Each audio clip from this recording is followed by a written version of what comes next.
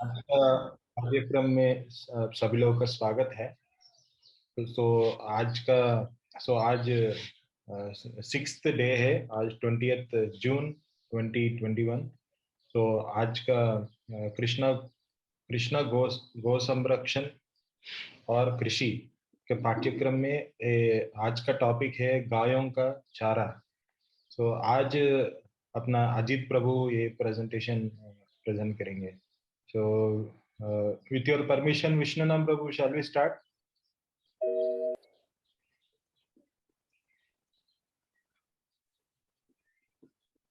Hare Krishna.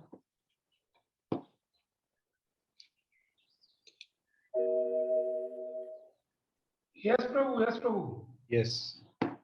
So, Ajit Prabhu, please take over, Prabhuji. Hare Krishna. हरे कृष्णा।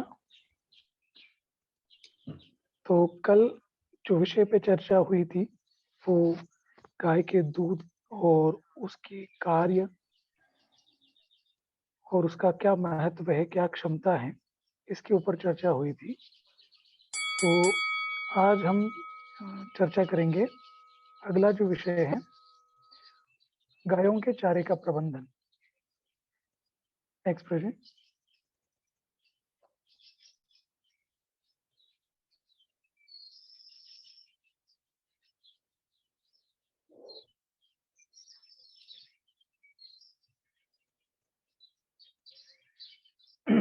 तो जो अपन ये प्रस्तुति या हम जो प्रेजेंटेशन दे रहे हैं इसमें जो संदर्भ है ये हर स्लाइड में हम थोड़ा सा रिपीट कर रहे हैं हर सेशन में, क्योंकि ये बहुत जानना जरूरी है। क्योंकि जो संदर्भ या जो उद्देश्य हम हमारे मन में लेके चल रहे हैं कि किस उद्देश्य से, किस हेतु से हम ये कार्य कर रहे हैं, जो भी किसानी का कार्य है, खेती का कार्य है, उगाने का है या फिर गायों का जो संवर्धन है, ये सारी चीजें करने के लिए क्या हमारा हेतु है या क्या संदर्भ है, इसको जानना बहुत जरूरी है। कि हमें एक अच्छा स्वस्थ जीवन चाहिए है, हमें एक रहने के लिए अच्छा वातावरण होना चाहिए, खाने के लिए अच्छा अन्न होना चाहिए, स्वस्थ शरीर होना चाहिए, और हमें जो विश्वास है, हमारी जो धार्मिक आस्था है, उसको पालन करने के लिए एक अच्छा वातावरण मिलना चाहिए, अच्छा पानी चाहिए पीने के लिए, ये सारी जो अच्छा संबंध होना चाहिए लोगों के साथ, ये हमारा संदर्भ है। तो ये संदर्भ हमें हमेशा याद रखना है। इस संदर्भ के साथ ही हम आगे चल रहे हैं, चाहे वो जो भी विषय हो चर्चा का। आज का जो विषय है चारे के संदर्भ में, उसमें भी यही संदर्भ है, यही हेतु है कि हम ये सारी चीजें चाहते हैं, जो कि हम हर सेशन में हमें रिपीट करते जा रहे हैं या बताते जा रहे हैं कि भाई ये सारा हमारा संदर्भ है। हम इस संदर्भ के अनुसार जो भी निर्णय लेंगे वो निर्णय इस संदर्भ के ऊपर आधारित रहेंगे। नेक्स्ट।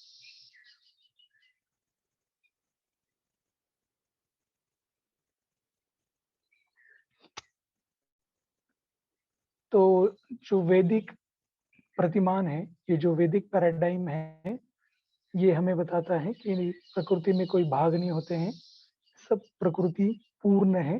तो पूर्ण प्रकृति के अंदर चारा किस तरह से भूमि से रिलेटेड है, संबंधित है।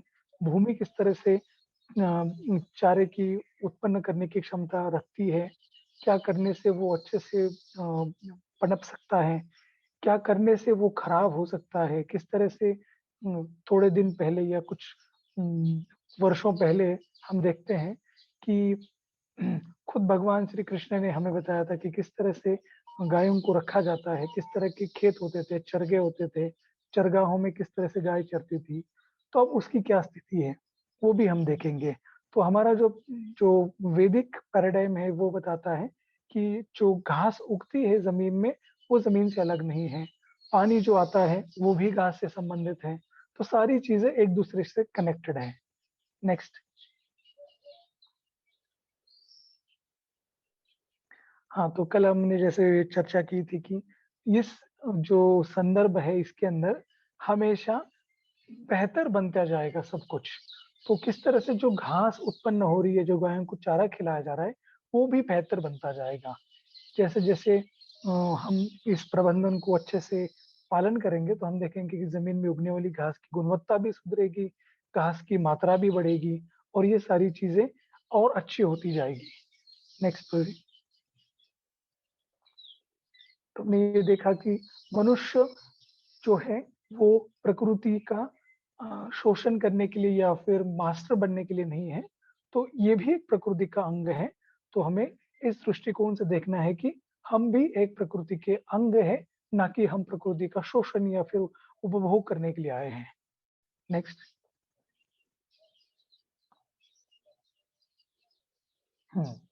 तो अभी आज के जो विषय है उसके ऊपर आते हैं। तो गायों का जो समग्र प्रबंधन है, होलिस्टिक मैनेजमेंट है, उसमें गाय को किस तरह से हम रखना है, क्या हमारा स्टैंडर्ड होना चाहिए। गाँव में यूजुअली क्या होता है या बहुत सारी जगहों पे अभी जो प्रैक्टिस चल रही है उसमें गाय को एक जगह पे बांध के रखते हैं। हमारी मर्जी हो तब उसको पानी पीने के लिए देते हैं, हमारी मर्जी हो तब उसको चारा देते हैं और उसको चलने फिरने की कोई सुविधा नहीं है और उसके साथ कोई साथी भी नहीं, उसको एक जगह बांध के रखा जाता है। तो हमें ये देखना है कि गाय को हमेशा 24 घंटा पानी पीने की सुविधा उपलब्ध होनी चाहिए, जो जब चाहे जब मन करे उसका वो पानी पी सके, चारे को खा सके, वो घूम फिर सके और उसके साथ और दूसरे अन्य उसके प्रजाति के जीव या फिर गाय या फिर बछड़े या फिर अन्य साथी हो, जो कि उनके लिए बहुत ज़रूरी है क्योंकि ये जो गाय है ये हमेशा झुंड में रहती है। तो ये 4 चीज़ें हमें ध्यान रखना है कि हमेशा गाय के लिए उपलब्ध होनी चाहिए। नेक्स्ट जी। तो जो हर्बिवोरस एनिमल्स कहा जाते हैं, जो कि शाकाहारी जीव हैं, वो किस तरह से अपने शरीर का पोषण करते हैं या क्या खाने से वो जीवित रहते हैं। तो उनके लिए सबसे अच्छा आहार माना जाता है जो पौधे हैं वो, मतलब घास-फूस, पेड़-पौधे, ये उनका सबसे अच्छा आहार माना जाता है और ये मुख्य रूप से पौधे, वनस्पति इनके ऊपर ही जीवित रहते हैं, इनको खा के। तो ये इनका मुख्य आहार है और इसी के ऊपर ये बहुत अच्छा जीवन यापन कर सकते हैं। तो ये शाकाहारी जीवों की व्याख्या है। तो चाहे वो हाथी हो या फिर गाय हो, भैंस हो, बकरी हो, भेड़ हो, ये सारे के सारे शाकाहारी जीव हैं। ये सारी चीज़ें खा के वो अपने जीवन यापन को चलाते हैं। तो ये शाकाहारी जीव है, इनका ये खाना है। नेक्स्ट।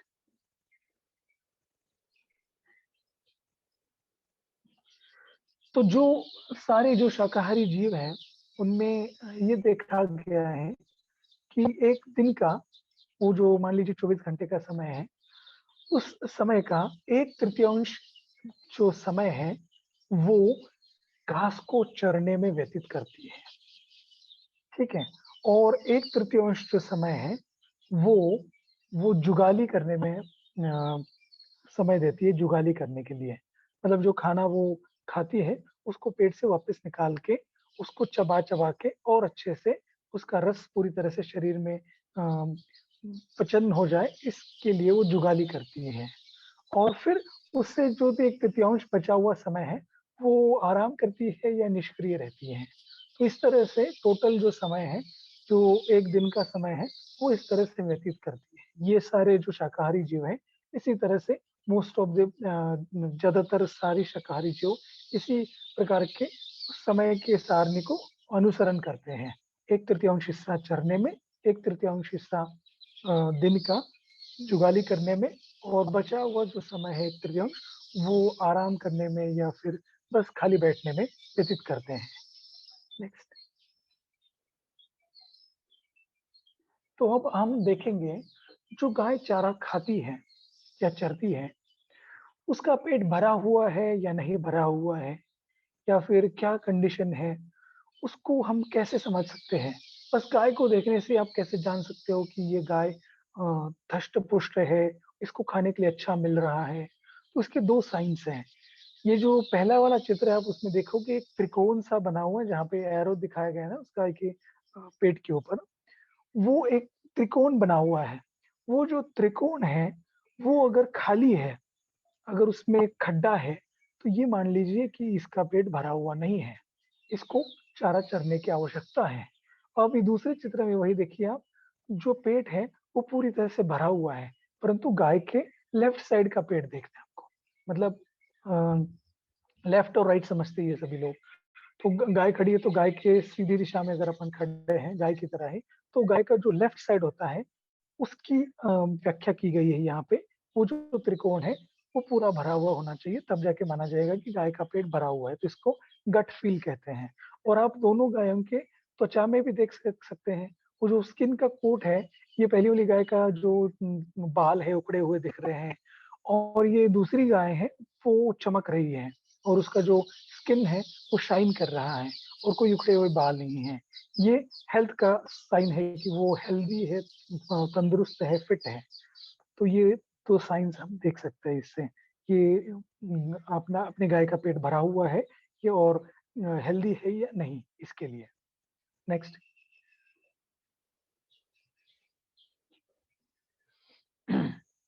तो जब हम चारा खिलाने की बात करते हैं या चराई की बात करते हैं, तो उसमें गोचर आता है, जिसमें गाय चरने के लिए जाती है, चरगाह होते हैं।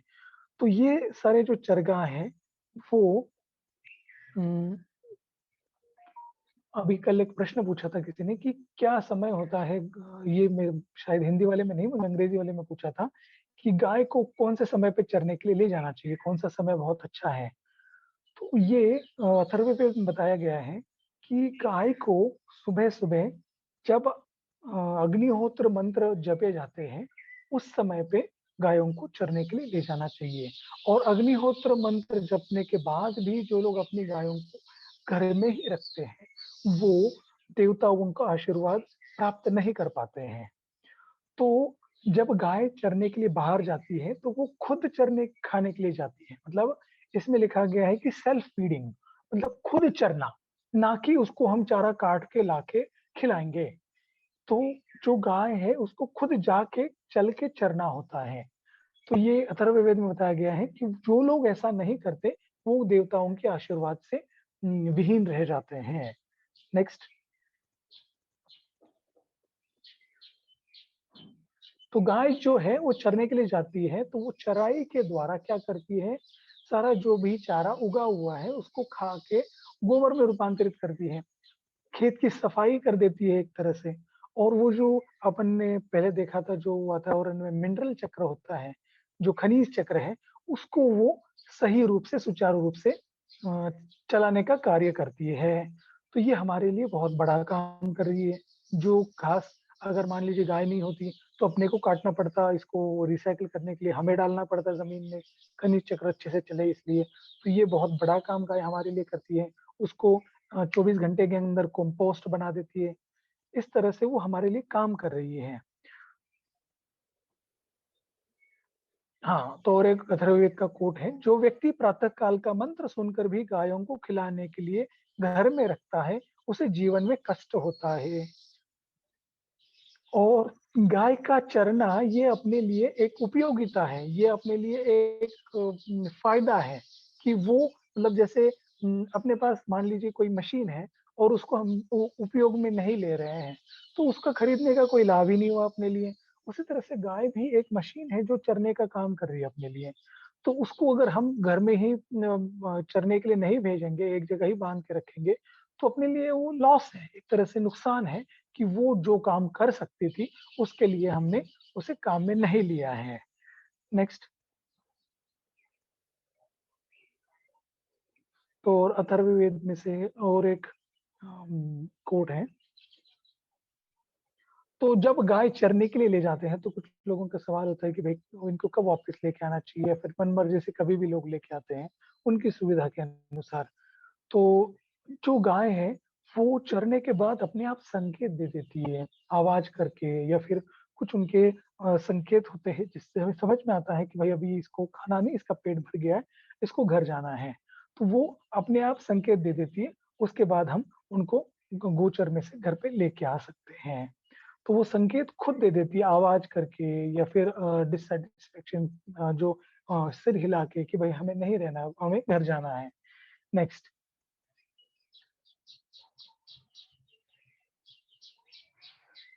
तो जो गोचर में रहने का समय है वो बताया गया है।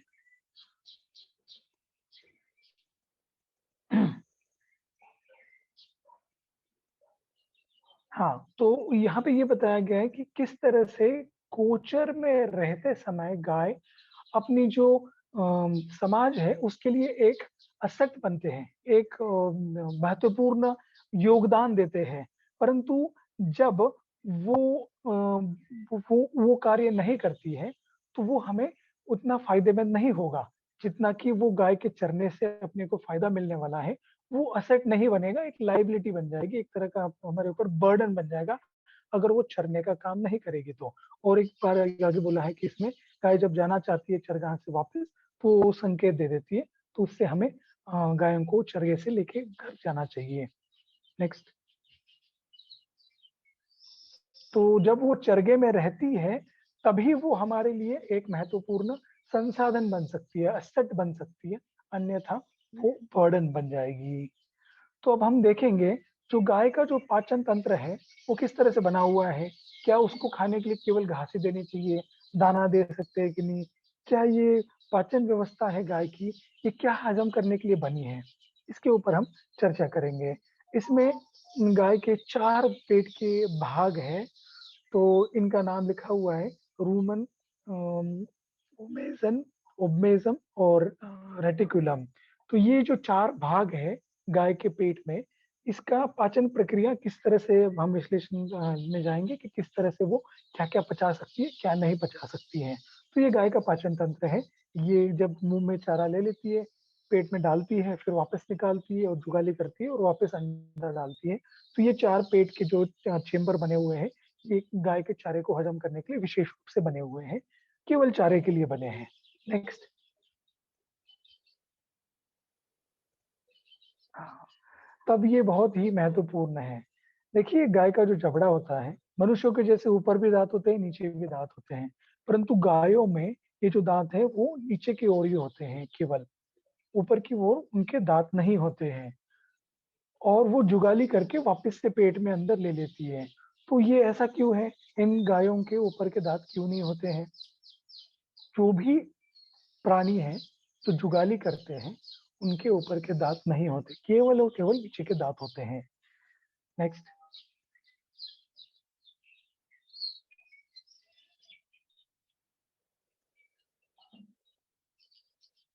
तो हम अब देखेंगे, हमने देखा कि उनको सबसे अच्छा आहार क्या है, तो वनस्पति और पेड़ पौधे हैं उनके लिए सबसे अच्छा खाना। तो ये जो वनस्पति है उसकी जो या पौधों की जो ऊर्जा है वो सबसे ज्यादा कहाँ होती है, या जो उनके अंदर शक्ति होती है, जो भी उनके अंदर पोषण तत्व होते हैं वो सबसे ज्यादा उनके ऊपर वाले पत्तों के अंदर होते हैं। तो वो गाय के ऊपर के दांत नहीं है। इसके कारण जब भी आप अगर गायों को चरने के लिए छोड़ोगे तो देखोगे कि वो सबसे पहले ऊपर ऊपर का हिस्सा खाएगी।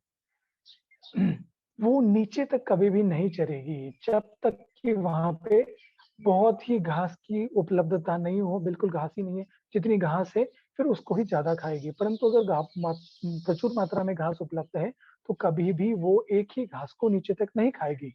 जैसे हम क्या करते हैं, पूरी रोटी को खा लेते हैं, ऐसा नहीं कि टुकड़े टुकड़े करके थोड़ा थोड़ा खाते हैं, नहीं, परंतु गाय ऐसा करती है, बस ऊपर ऊपर का हिस्सा खाती है, पूरा खत्म नहीं करती है कोई भी पौधे को या कोई भी घास को। उसका कारण ही यही है कि जब वो चरगों में चरती है तो उसके ऊपर के दांत नहीं होने के कारण वो घास को काट नहीं सकती, वो खींच के तोड़ लेती है। उस कारण से गायों को ऊपर का हिस्सा, उनका जो निसर्ग में निर्मित है वो इसी तरह से की जाई गई है कि वो ऊपर ऊपर के जो हिस्से हैं पौधों के वही खा सके। अगर वो जब पौधों का ऊपर का हिस्सा नहीं मिलता है तब जाके नीचे चली जाती है और उसको खाने के लिए, परंतु उसको वो खाने में कष्ट होता है। नेक्स्ट।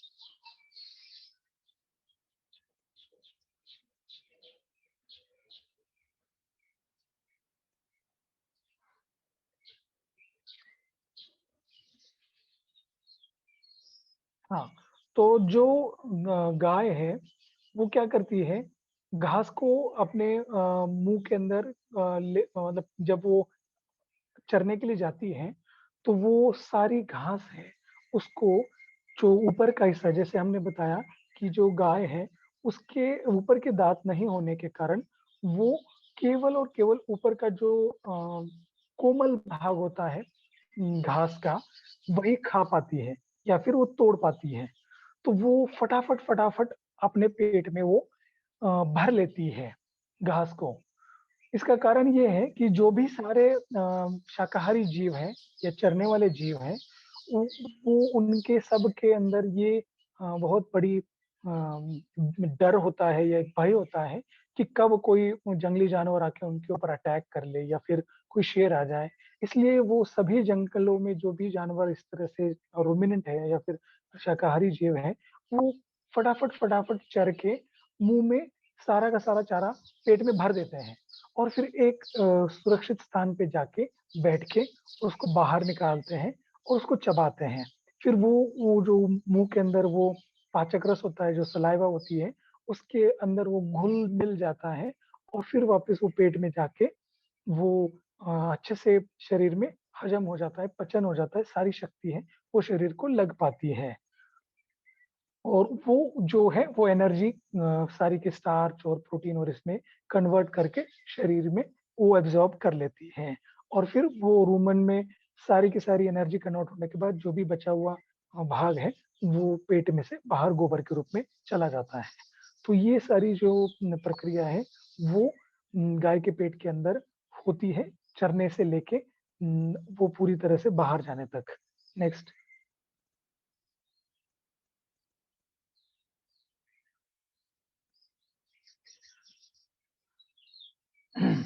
तो देखिए जब गाय चरने के लिए जाती है तो एक सामान्य रूप से हमने ऑब्जर्व किया है या फिर ये बताया जाता है कि गाय जब चरने के लिए जाए तो घास जो होती है वो इतनी होनी चाहिए कि उसकी जो घास है उगी हुई वो गाय के पेट को स्पर्श करने जितनी ऊंची हो और वहां से उस गाय को आगे जाने का समय हो गया अगर ये जानना है अपने को तो वो घास जब घुटने तक रह जाती है गाय के तो समझ लेना चाहिए कि अब गाय के जाने का समय हो गया यहाँ से आगे।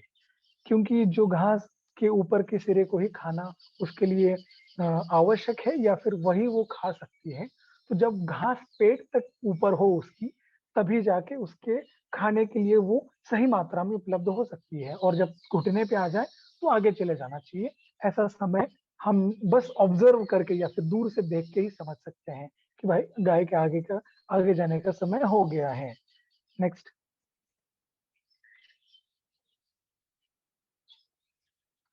तो जो गाय के पेट के अंदर जो रूमन है या फिर जो पाचक संस्था है, उसमें बहुत सारे करोड़ों-करोड़ों बैक्टीरियाज़ होते हैं जो कि इस घास को पचाते हैं।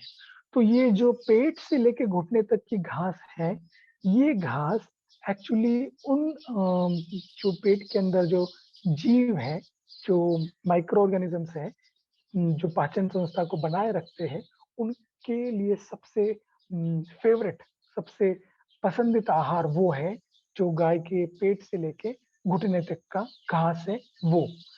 तो 30 सेंटीमीटर से अधिक ऊँचाई वाली घास चरने के लिए उपलब्ध उपलब्ध होनी चाहिए। तो ये हमारे फार्म का फ़ोटो है, अग्रवाल ऑर्गेनिक फार्म का जयपुर का फ़ोटो है। ये जो दिखाया गया है ये सारे के सारे सांड है, जो एक खेत पे चर रहे हैं, हमारे खुद के खेत पे। नेक्स्ट।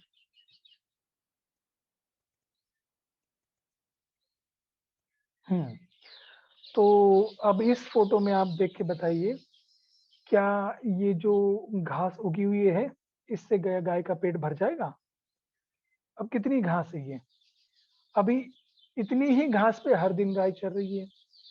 तो हम क्या आशा कर सकते हैं कि ऐसे जो घास है, ये कितना पोषण प्रदान कर पाएगी गाय को? देखिए, गाय अगर एक ही प्लॉट में बारंबार चरने के लिए जाएगी और वो इतनी-सी उगी हुई घास जो कि 2-3 सेंटीमीटर है, उसको खाएगी, तो ये गाय का पेट भी नहीं भरेगा और जो ज़मीन है, उसको भी हानि हो जाएगी। तो आगे जाके आएगा कि ये किस तरह से दोनों को हानि पहुँचाता है। इस तरह से चरने की जो पद्धति है ये। नेक्स्ट।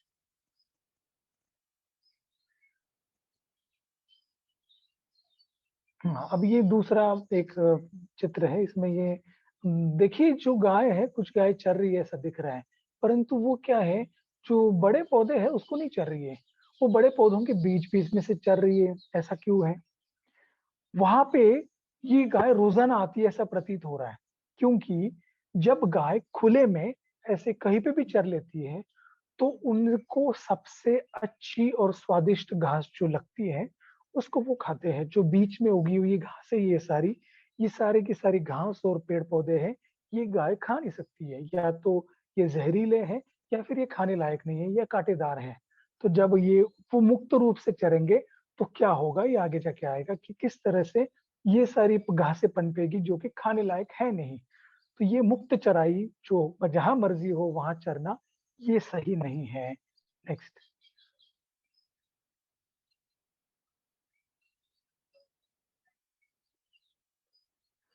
तो आप इसमें देखिए ये जो घास उगी हुई है, इसमें आप जो गाय जो घास को खा रही है, चर रही है, उसका आवाज़ सुनाई देता है। तो आप गिन लेना कि वो जो गाय है अभी जो खा रही है, वो कितने समय में मतलब 1 मिनट के अंदर कितने बार वो अ, घास को उठा रही है मुँह में? मतलब कितनी कितनी बार काट रही है? He's only taken about the top 3 or गिन 4 सकते हो inches, आप। so we're leaving a huge solar collector. I mean, y'all notice something about that cow? You see any flies on her? Look at her a little closer. There's no flies on that इसकी cow. Health I mean, देखिए और we skin are code भी देखिए, जब ये ऐसी घासों पे चरेगी तो। other people's cattle, but these slick-hided South Poles, you just don't see any flies on. You know, flies don't like oily surfaces, but look at the grass that cow's chowing down. Just as fast as her tongue can go out and grab that grass. And that is Kentucky तो 31. वो उसकी जीभ से किस तरह से घास को पकड़ के फिर मुँह में लेती है, क्योंकि उसके पास चबाने के लिए दोनों तरफ दाँत नहीं है, वो काट नहीं सकती, तो वो अ, See some of that ऐसे coming in the पकड़ front, and लेती if I है can जीभ that, से घास को। got a little fly. तो ये बहुत समझना some ज़रूरी electric. है, क्योंकि काफ़ी लोग हम समझते नहीं इस बात को और हम Really अभी खाने के लिए क्या दे रहे हैं गाय को, ये इसके ऊपर आगे चर्चा होगी कि किस तरह से हम को जो दे रहे हैं और वो गाय का जो प्रकृति ने That's a डिज़ाइन great बनाया है, machine. इसमें क्या फ़र्क है? This is the तो जो कुछ 2017 देर पहले heifer. एक 2-3 गाय देखी थी हमने और And ये even गाय more talking देखी about, है, oh, okay, these किसका पेट heifers भरेगा? and put them on. बहुत आसानी से और बहुत जल्दी और किसकी दूध की मात्रा अच्छी बनेगी, किसका सेहत है वो बहुत अच्छी रहेगी, किस गाय से हमें ज़्यादा मात्रा में या फिर बछड़े को पिलाने के बाद भी दूध मिल सकता है। जो वो गाय रोड के ऊपर चल रही थी, रोड के साइड में, वो उतना दूध दे पाएगी? वो उसके खुद के बछड़े के लिए पर्याप्त दूध नहीं दे पाएगी, तो हमारे लिए तो छोड़ ही दीजिए।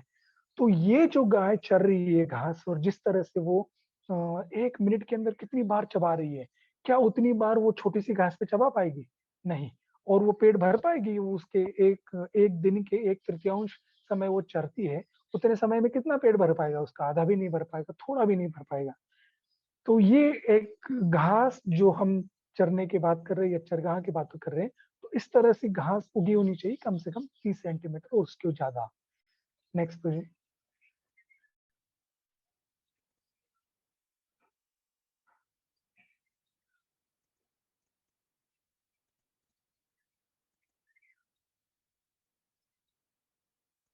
Next project.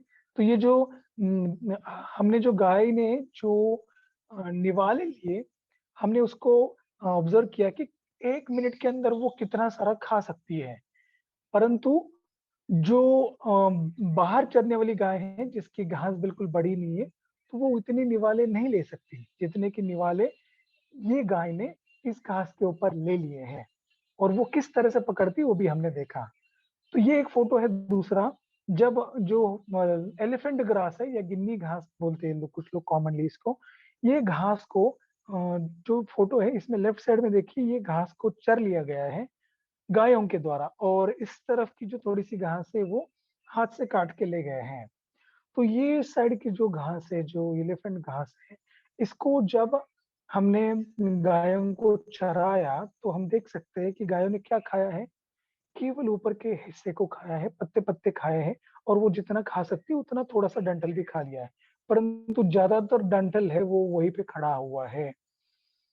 तो इससे हम ये समझते हैं कि गाय को जो खाने के लिए योग्य है वो भाग केवल ऊपर का है, परंतु लोग क्या करते हैं, नीचे से काट के उसको कुट्टी बना के पाउडर बना बिल्कुल छोटा छोटा काट के गाय को खिलाते हैं।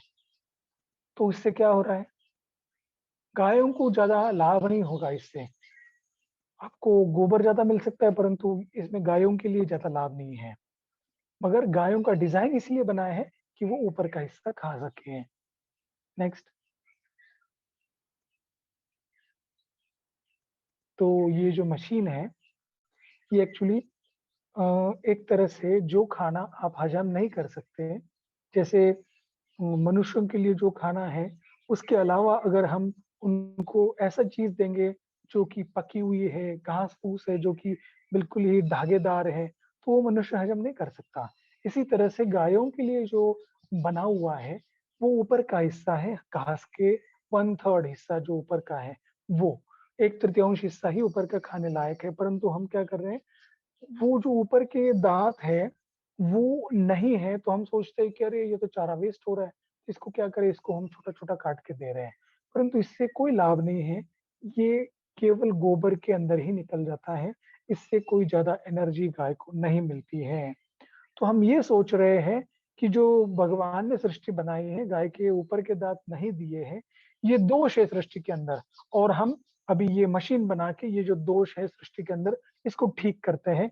सारा का सारा पौधा खिलाते हैं गाय को, जो कि वो गाय नहीं खा पाती है। तो ये तो गायों के ऊपर शोषण हो रहा है, एक तरह से उनके ऊपर लादा जा रहा है कि आप ये खाओ, परंतु उनके लिए ये खाने योग्य नहीं है। केवल गोबर की मात्रा बढ़ेगी, शरीर में कुछ नहीं लगेगा इसका। जो हम हिस्सा खिलाएंगे नीचे का उससे कुछ नहीं बढ़ेगा, केवल गोबर ही गोबर आएगा ज्यादा, और शरीर पे नहीं लगेगा। नेक्स्ट।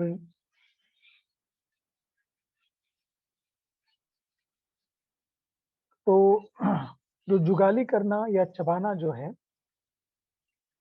वो प्रकृति, ये हमने अभी पहले थोड़ा चर्चा की थी, तो अब इसको हम समझेंगे कि जो जुगाली है वो जैसे बताया कि एक साथ वो खा लेती है, पेट भर लेती है, फिर बाहर निकालती है, ये प्रक्रिया इसको जुगाली कहते हैं या चबाना कहते हैं। तो इससे गाय पूरी तरह से घास को पचा सकती है।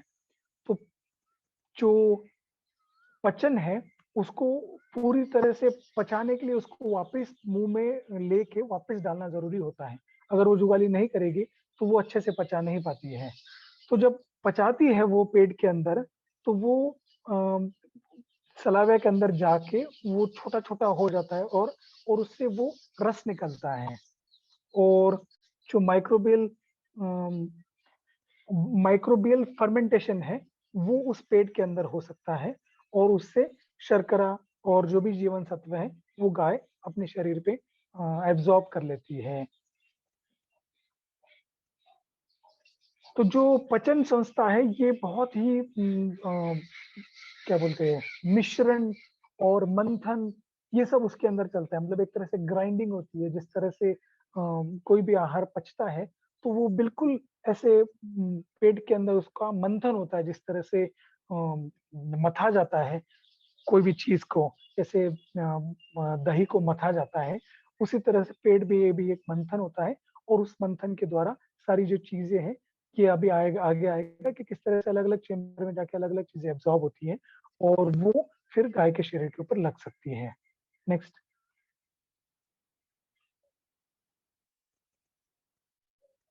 तो जो चरगाह है या फिर जो बड़े बड़े मैदान है जिसके ऊपर ये घास उगती है, तो ये जो उगी हुई घास है, हमने पहले भी इसके ऊपर चर्चा की थी कि क्या हम क्या कर सकते हैं ये उगी हुई घास के साथ।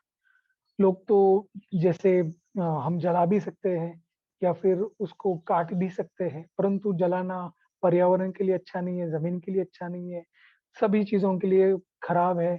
फिर काट लेना बहुत ही मेहनत का काम है। तो ये जो इतने सारे बड़े बड़े मैदान है, इसको किस चीज की आवश्यकता है, जो घास उग रही है इनमें, इसके लिए चाहिए भाई बहुत बड़ा पेट जो कि गाय प्रदान कर सकती है। क्योंकि गाय के पेट के अंदर बहुत सारे बैक्टीरियाज होते हैं, उनको खाने के लिए कुछ भोजन चाहिए और खुद गाय को भी उसको हजम करने के लिए वो सारे बैक्टीरियाज मदद करते हैं। तो एक बड़े से भूमि के पट्टे को एक बड़ा पेट की आवश्यकता है। तो ये पशु जो है, इनके बिना ये संभव नहीं है।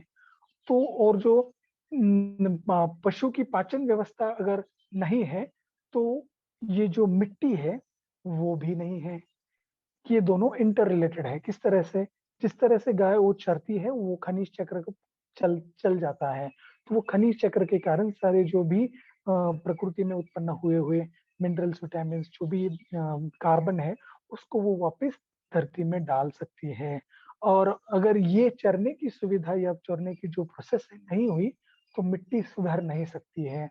और अगर मिट्टी नहीं, तो कोई भविष्य नहीं है। तो मिट्टी को अगर सुधारना है, तो ये जो प्रोसेस है खनिज चक्र की गायों के चरने के द्वारा, वो होनी बहुत जरूरी है। नेक्स्ट।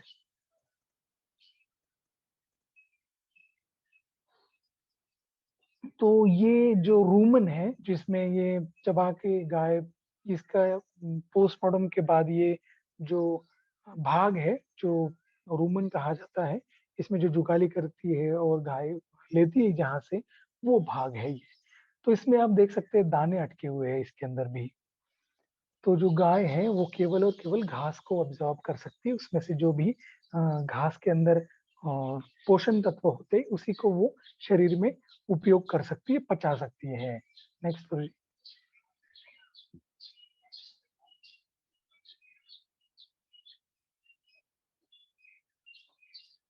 तो जो जुगाली है, उसके माध्यम से क्या होता है, मतलब वो जो रूमन का अभी फोटोग्राफ दिखाया था, उसके अंदर करोड़ों करोड़ों जीव है, सूक्ष्म जीव है, जिनको रूमन बैक्टीरिया कहते हैं।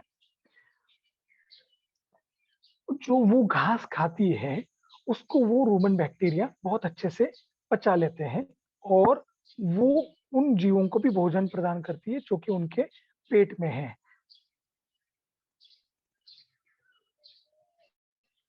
तो जो जुगाली करने के समय पे जो जीव पेट के अंदर उपलब्ध है, वो अगर उस चीज को नहीं खा रहे हैं, तो क्या होगा?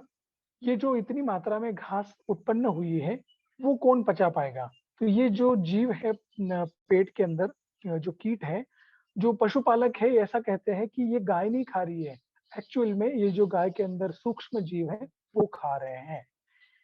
क्योंकि वो तो पचा रहे इस सारी चीज को, जैसे हमने समझा कि जुगाली करने के बाद ही वो अंदर मंथन होता है, उसके बाद वो पचा पाती है। नेक्स्ट जी। तो एक कहावत है कि बहुत सारे लोग कहते हैं, पशुपालक, कि हम गाय को नहीं खिलाते, जो गाय के अंदर कीट है उनको हम खिलाते हैं। ये अभी ज्यादा प्रचलन में नहीं है, क्योंकि बहुत सारे लोग जानते ही नहीं इस चीज को। तो जिस तरह से हमने देखा कि मिट्टी में अगर जीवन होगा और बहुत सारे जीव जंतु होंगे उपस्थित, तभी वो जो मिट्टी है, वो अच्छी कहलाएगी, या फिर मिट्टी कहलाएगी, नहीं तो वो बिल्कुल बंजर धरती है।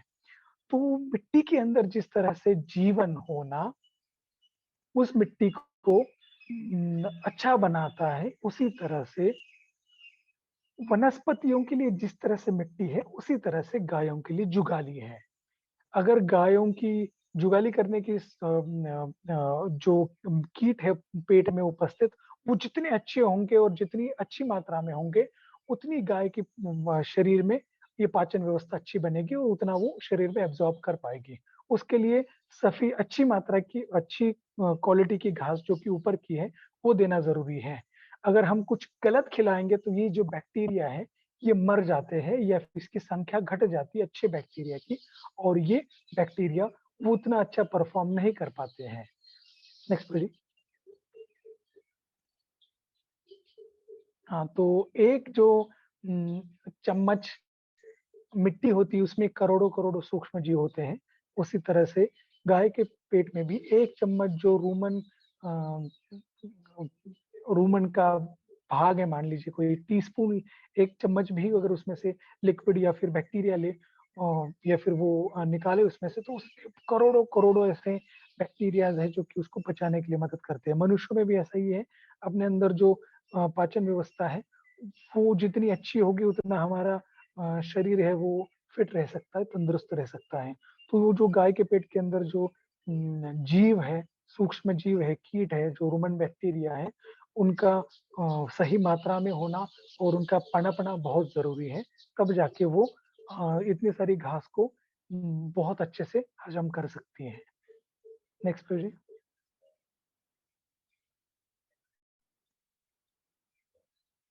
तो जिस तरह से मिट्टी में अलग-अलग सूक्ष्म जीवों की विविधता मिट्टी की जो हेल्थ है या फिर मिट्टी की जो गुणवत्ता है उसको बताती है, उसी तरह से गाय के पेट के अंदर जितना अच्छा ये रूमन फंक्शन है या जितने मात्रा में अच्छे-अच्छे अलग प्रकार के रूमन बैक्टीरियाज़ हैं, उतना उसका पाचन संस्था अच्छी है, ऐसा माना जाएगा।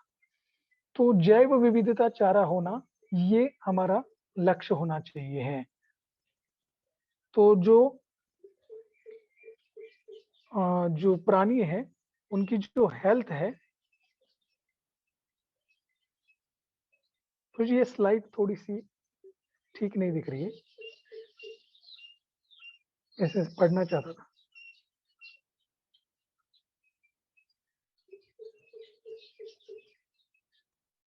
हरे कृष्णा, कृष्णम प्रभु जी।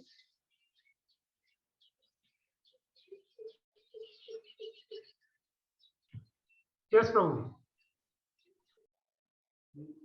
देखा ये एक साइड मुझे पढ़ना था, मुझे दिखाई नहीं दे रहा इसमें। जो एनिमल हेल्थ है, ये साइड है।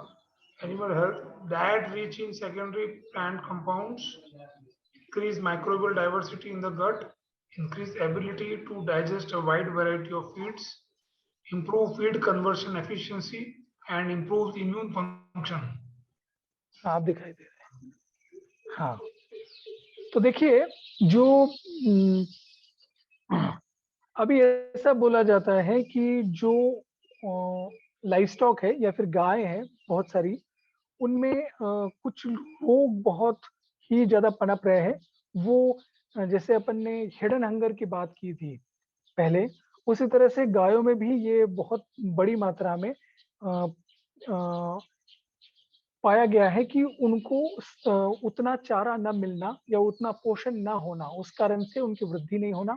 और एक शब्द है यहाँ पे यूज़ किया गया है, ये राइट साइड में जो एक शब्द है प्रभु जी, वो पढ़ सकते हैं क्या?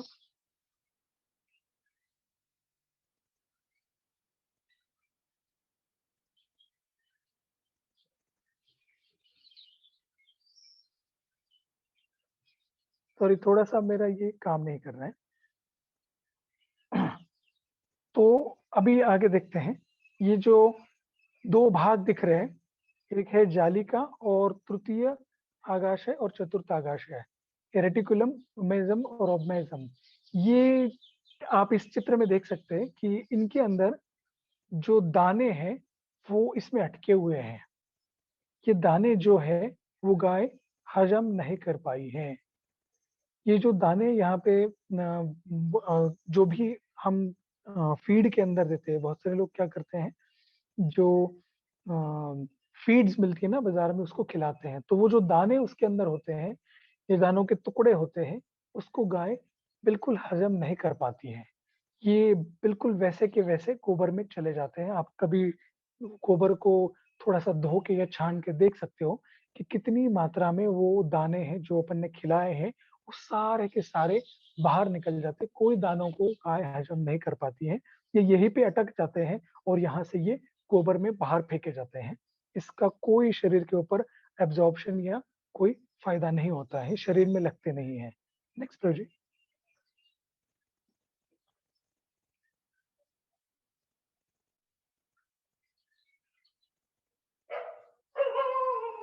अभी हम चर्चा करेंगे कि क्या मात्रा में गायों को खाना खिलाया जाना चाहिए। और एक ड्राई मैटर की कंसेप्ट होती है। ड्राई मैटर मतलब शुष्क पदार्थ। जो हम गायों को चारा खिलाते हैं, उसमें से जो हरा चारा खिलाते हैं, अगर पानी की मात्रा निकाली जाए, मतलब पानी जैसे सूखी घास होती है, उसको ड्राई मैटर कहते हैं। उस जो घास के अंदर बिल्कुल पानी हट जाए और बचे हुए जो कार्बोहाइड्रेट, प्रोटीन, विटामिन और खनिज पदार्थ है, इसको ड्राई मैटर कहा जाता है, पानी के अलावा जो भी बचता है उसको। तो एक गाय होती है, उसके गाय के शरीर को एक दिन के लिए जो आवश्यक मात्रा होती है चारे की या फिर शुष्क पदार्थ की, वो उसके वजन के 2 से 3% आवश्यकता होती है। तो मान लीजिए 400 किलो की गाय है, तो उसको एक दिन के लिए 8 से 12 किलो सूखा चारा आवश्यक होना चाहिए उसके पोषण भरण के लिए। और जो हरी घास होती है, उसके अंदर 20% ड्राई मैटर होता है या शुष्क पदार्थ होता है। तो अब ये हम बता रहे हैं क्योंकि अभी हम जो लोग चारा खिलाते हैं, वो जो चारा खिलाया जाता है, वो शुष्क पदार्थ ही ज़्यादातर खिलाया जाता है। बाकी समय पे जब चरने की समय के अलावा जो खेत में बचा हुआ या फिर अपन फसल उगाते हैं, उससे बचा हुआ जो फसल का रेसिड्यू है, उसको काम में लिया जाता है। तो वो 8 से 12 किलो देना ज़रूरी है 400 किलो की गाय को। नेक्स्ट प्रश्न। उतना उसकी आवश्यकता है एक गाय की एक दिन की। तो जब हरी घास की तुलना की जाए इसके साथ, 40 से 60 किलो हरा चारा देना पड़ेगा एक गाय को। जो धान के भूसे में 90% शुष्क पदार्थ होता है, लेकिन इसमें पचने योग्य प्रोटीन नहीं होता है और इसलिए केवल चारे पर बनाए रखने के लिए आपूर्ति की जाने वाला एकमात्र चारा नहीं बन सकता है। आप देखिए, जो चारा हम गायों को खिला रहे हैं, वो अब उसके पेट के अंदर 8 से 12 किलो चारा जाना चाहिए। तो उतना चारा अगर आपको उसके पेट के अंदर जाने की आवश्यकता है, अपन क्या करते हैं, सारा का सारा 100% चारा नीचे से काट के ऊपर तक उसका गायों को खिलाने के लिए डाल देते हैं।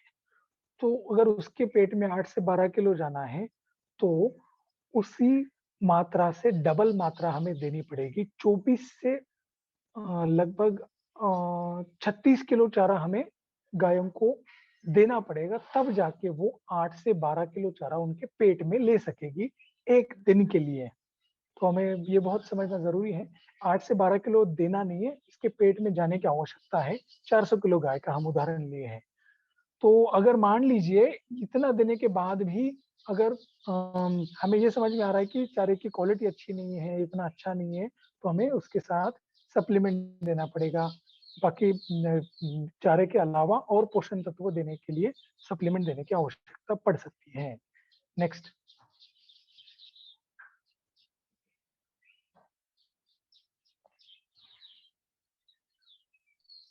हाँ, तो ये अभी मैंने बताया था कि किस तरह से 1/3 जो ऊपर का भाग है उतना ही देना है आइडियली अपने को, परंतु हम पूरा दे रहे हैं, तो 24 से 36 किलो लगभग चारा हमें देना पड़ेगा। Next project.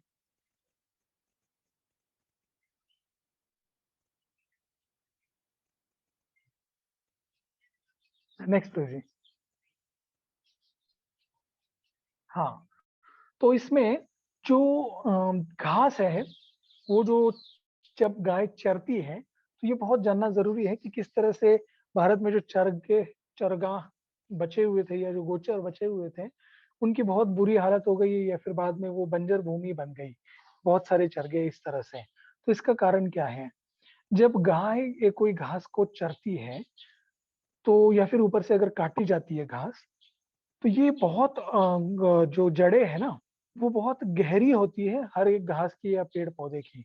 जब घास को कट किया जाता है, काटा जाता है, उसको 50% हिस्से से अगर नीचे काटा जाता है, तो वो उसकी जो जड़ होती है ना, इसको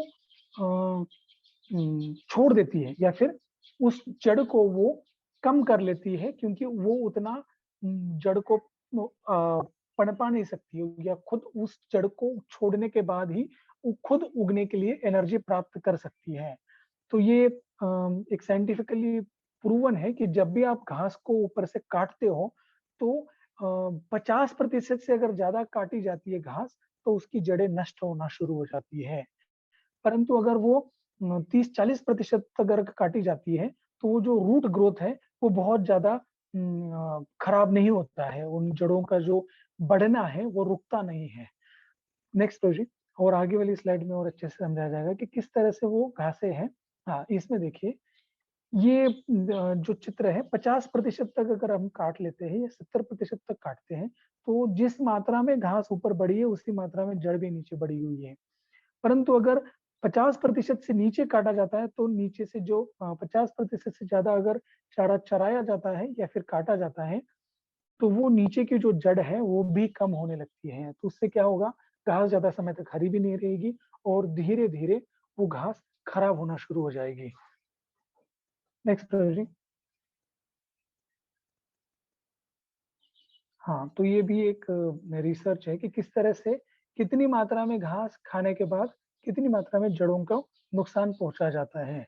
तो जब घास को ज्यादा चरा जाता है या फिर मान लीजिए कोई एरिया में घास उग गई है, गायों को चरने के लिए भेज दिया है, चर लिया गायों ने, कल भी उसी प्लॉट में अगर आप गायों को छोड़ दोगे तो गाय और उसको नीचे तक खाएगी या डबल उसी को खाएगी। तो उससे क्या होगा, घास की जो जड़ें हैं वो कम होती जाएगी और कुछ समय बाद आप देखोगे कि वो जो अच्छी पौष्टिक और स्वादिष्ट घास थी वो नष्ट हो जाएगी और केवल ऐसी घासें बचेगी जो कि खाने लायक नहीं है। जैसे उस चित्र में देखा था हमने कि मुक्त चराई के अंदर क्या हो रहा है, बीच बीच में जो घास उग रही है वो बिल्कुल ही खाने लायक नहीं है, जहरीली है या कांटेदार है। Next project.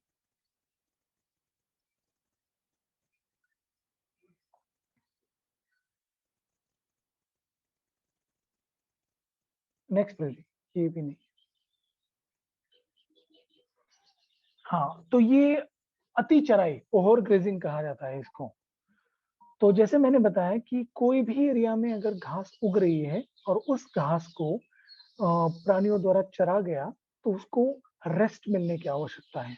रेस्ट का अर्थ होता है कि उसको कुछ समय के लिए अब छोड़ दिया जाए और वो घास को वापस से बढ़ने दिया जाए। अगर वो घास बढ़ने नहीं दी जाएगी और वापस से उस गाय को उसी एरिया में चरने के लिए भेजा जाएगा तो वो उसी घास को वापस से खाएगी। इस कंसेप्ट को कहते हैं अति चराई या फिर ओवर ग्रेजिंग। इसी ओवर ग्रेजिंग या अति चराई के कारण बहुत सारे जो चरगे हैं वो नष्ट हो जाते हैं और जो उन चरगों में हरी घास है वो भी खत्म हो जाती है और ऐसी पौधे बचते हैं जो कि खाने लायक नहीं होते हैं। तो जो पौधा है उसको ज्यादा चरने से क्या होता है, उसके पौधों में जो पत्ते होते हैं ये प्रकाश संश्लेषण करते हैं और वो खाना बनाते हैं। जब ये अति चराई होती है तो ये पौधा है वो खुद का अन्न नहीं बना पाता और उस समय पे वो जो उसके अंदर रूट रिजर्व में कुछ एनर्जी रखता है वो काम में लेना शुरू करता है। और अगर बार बार इसी तरह से खाया जाएगा तो वो जो भी सारा रूट रिजर्व है वो भी खत्म हो जाता है और पौधा नष्ट हो जाता है। तो ये बहुत ही हानिकारक है, बार बार एक ही पौधे को खाना नहीं चाहिए, उससे धरती खराब हो जाती है। Next project.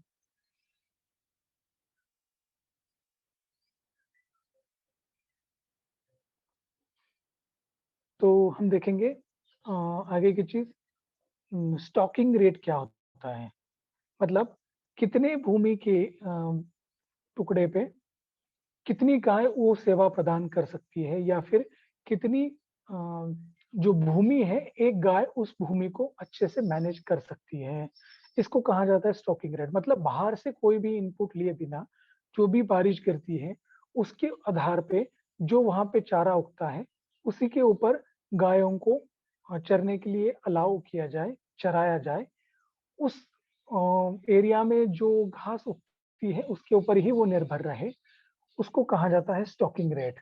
तो ये और आगे और डिटेल में आएगा। Next project.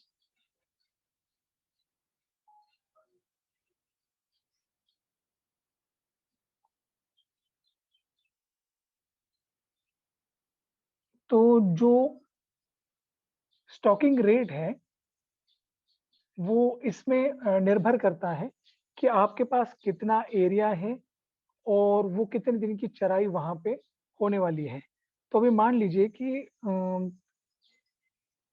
जो 10 एकड़ का प्लॉट है उसके अंदर 365 दिन अगर हमने उसको ये कर दिया, 365 दिन के अंदर 365 days 90 days into 75 square metre.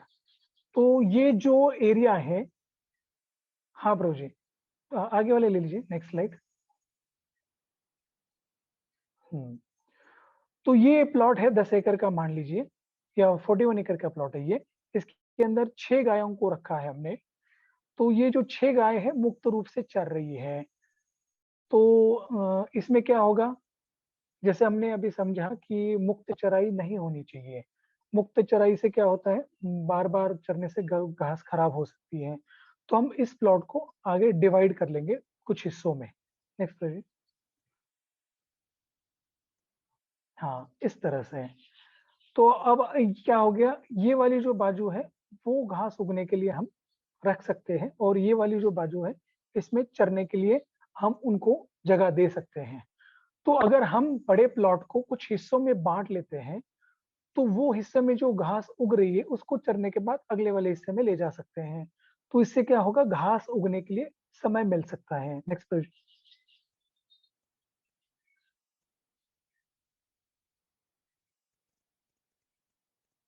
हाँ, तो पहले जो एक प्लॉट था उसको हमने 2, 2, 4, 2, 6, तो 8 भागों में विभाजित कर दिया।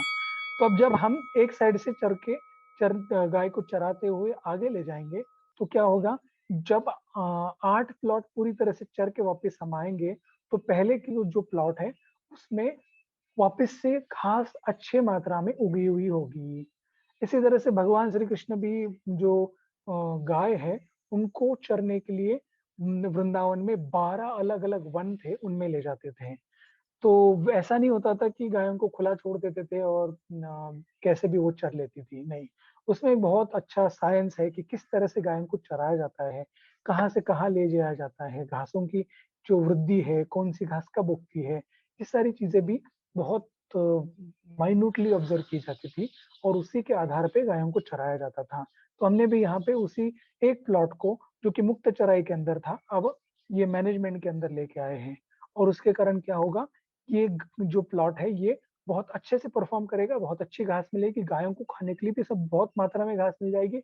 और ये जो अपनी प्रकाश संश्लेषण की क्षमता और दर भी है वो भी बढ़ेगा। Next please. तो जब आपके पास जरूरत से ज्यादा गाय होती है तो क्या होता है, वो जब अपने पास जरूरत से ज्यादा गायों का नंबर हो जाता है, तो ये सारी जो चीजें हमने अभी देखी कि किस तरह से गाय एक प्लॉट से चरते हुए आगे जा सकती है, और आगे आगे चराई के कारण पीछे के प्लॉटों में रिकवरी हो सकती है, और बहुत अच्छा प्रकाश संश्लेषण हो सकता है, और घास भी अच्छी बन सकती है। तो वो जो सारी चीजें घटित होने वाली है, ऊपर से हवा में से लिक्विड कार्बन है वो जमीन में पंप होने वाला है, जो जमीन की उपजाऊपन है वो अच्छा होने वाला है, गायों को खाने के लिए बहुत अच्छा चारा मिलने वाला है, मिनरल साइकिल बहुत अच्छे से फंक्शन करेगा, वाटर साइकिल बहुत अच्छे से फंक्शन करेगा। ये सारी चीजें बहुत इफेक्टिवली नहीं हो पाएगी। सारी की सारी जो भूमि है धीरे धीरे धीरे धीरे बंजर बनती जाएगी। तो जो स्टॉकिंग रेट है, स्टॉकिंग रेट का मतलब होता है कि आपकी जितनी भूमि है उसके अनुसार आपके पास गायों का संख्या होना जरूरी है। अगर वो ज्यादा होगा तो अपने लिए हानिकारक बन सकता है। Next please.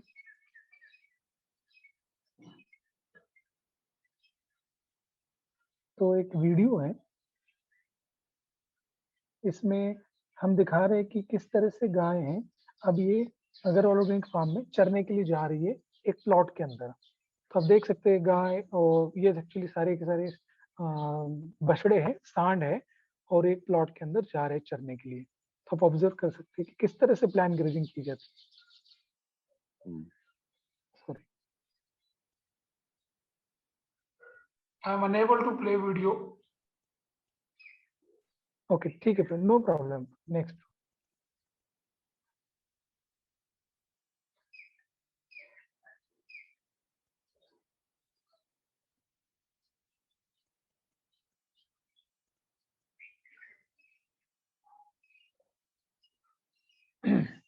तो यहाँ पे ये बहुत ही इम्पोर्टेंट श्लोक है, गरुड़ पुराण में से एक श्लोक आता है। ये ऐसा बताया जाता है कि प्रतिदिन घास काटना, और आगे बहुत सारी चीजें बताई, परंतु अपने लिए जो रिलेवेंट है वो अपन लेते हैं। प्रतिदिन घास काटना, ये जो आगे बताए गए सारे वर्णन है, ऐसा करने वाले अगर स्वयं भगवान केशव भी हो, वो भी उनकी समृद्धि को नष्ट कर देंगे। तो ये सबसे पहला जो पॉइंट है, प्रतिदिन घास काटना। ये जो घास काटना है, ये एक्चुअली पहले समय पे कंसेप्ट थी नहीं वो, क्योंकि हम एक जगह पे गाय को बांध के रख रहे हैं, तो लोग जाके घास को काट के लेके आते हैं और एक घर में खिलाते हैं। गाय को स्वयं रूप से खुद जाके चरना चाहिए चरगों के अंदर। परंतु जब हम घास को काटते हैं, तो घास के काटने के कारण कोई लाभ नहीं होता है, क्योंकि हम बहुत सारी चीजें खराब करें। जैसे हमने देखा कि अगर हम 50% से नीचे से अगर घास को ज्यादा चराने के लिए देते हैं या काट लेते हैं, तो वो जो घास है वो खुद की जो शरीर में जो ऊर्जा है उसको बनाए रखने के लिए जो घास है वो उसकी जड़ कम कर देती है। तो ये अच्छा नहीं है इस रूप से घास को ज्यादा समय हरी रखने के रूप से, क्योंकि अगर घास की जड़ छोटी हो जाएगी तो जो ऊपर की मिट्टी है वो जल्दी सूखती है हवा के कारण या सूर्य प्रकाश के कारण। वो नीचे से जो गीलापन है या फिर नीचे से जो पोषण तत्व है उसको वो ऊपर नहीं लेके आ सकती। अगर घास की जड़ें बहुत गहरी नहीं है तो पानी नीचे तक इन्फिल्ट्रेट नहीं हो पाएगा। तो ये सारी चीजें वो अच्छे से नहीं हो पाएगी। तो सारा का सारा चक्र है, खनिज चक्र और जल चक्र सब इथल पुथल पुथल हो जाएगा या नष्ट हो जाएगा। तो जब हम घास काटते हैं, तो भगवान केशव भी खुद जो अगर घास काट ले तो भी उनके पास समृद्धि नहीं आएगी, ये इस श्लोक में बताया गया है। तो हमें ये जानना जरूरी है कि घास काटना कितना हानिकारक है। इस दृष्टि से देखा जाए कि खनिज चक्र कैसे अच्छा नहीं होता है या फिर वह जल चक्र किस तरह से प्रभावित होता है। नेक्स्ट।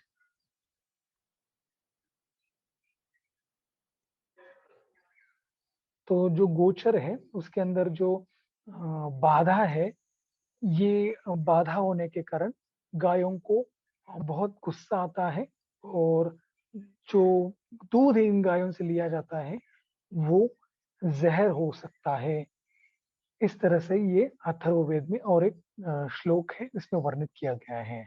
तो हमें बहुत ध्यान रखना चाहिए कि गायों को गोचर से दूर नहीं रखें, और अगर गाय गोचर से दूर है तो इसका बहुत बुरा परिणाम उनके दूध पे हो सकता है। नेक्स्ट। हाँ, तो ये आज का विषय था कि किस तरह से गायों को चराना है, और जो चरने की विधि है इसमें क्या क्या हमें ध्यान रखना है। तो कुछ हम स्लाइड्स हैं वो हम थोड़े से डिस्टर्ब हो गए थे, क्योंकि ये थोड़ी स्लाइड्स अलग आई थी जो कि मेरे प्रिपेयर की थी उसमें नहीं थी। तो बहुत बहुत धन्यवाद। और कुछ ऐड करना चाहते हैं विष्णु रामपुर जी या फिर डॉक्टर शिकला माता जी, मेरे से कुछ रह गया हो तो।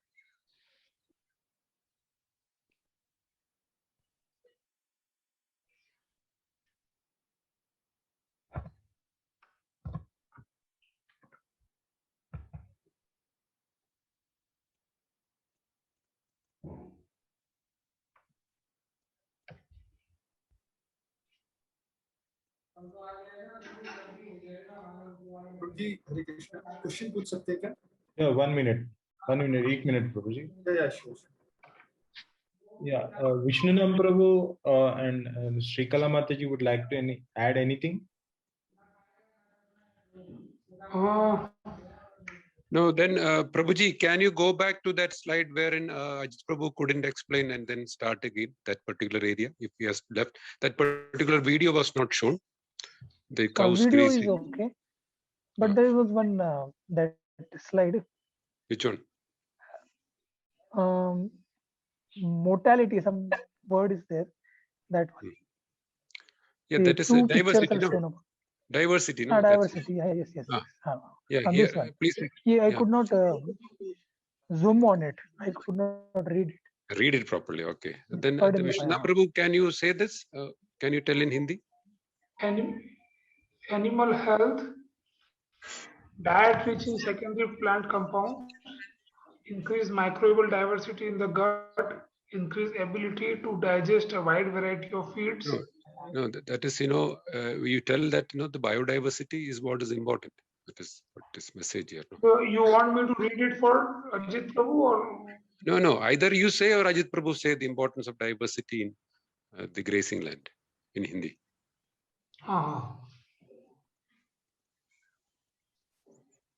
अजित प्रभु आप बोलिए प्रभु जी। ये दोनों स्लाइड ये साइड की, क्योंकि मैं इसको पढ़ नहीं पा रहा, मेरा जूम नहीं हो रहा है या फिर अक्षर मुझे साफ नहीं दिख रहा। This both right.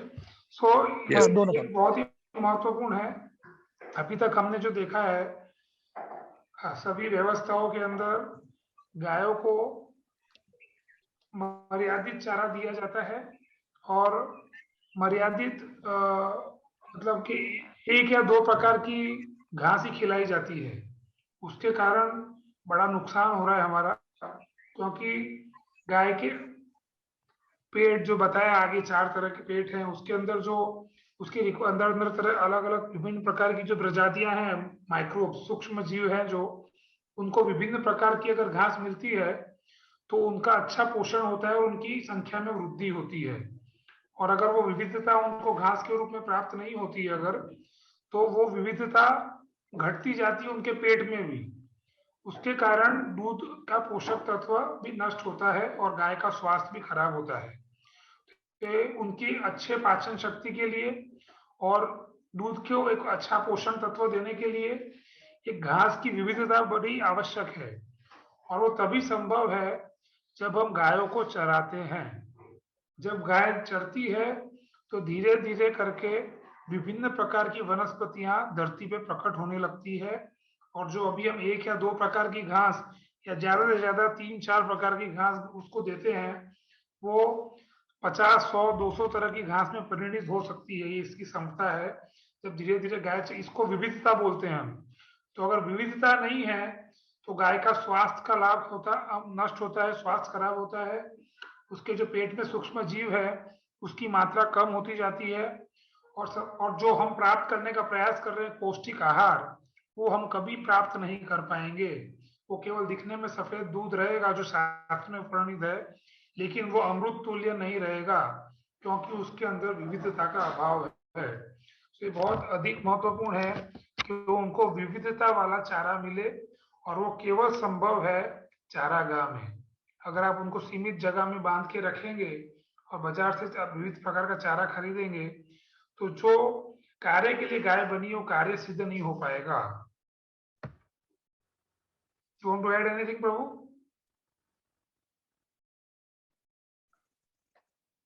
नहीं, ठीक है, हो गया।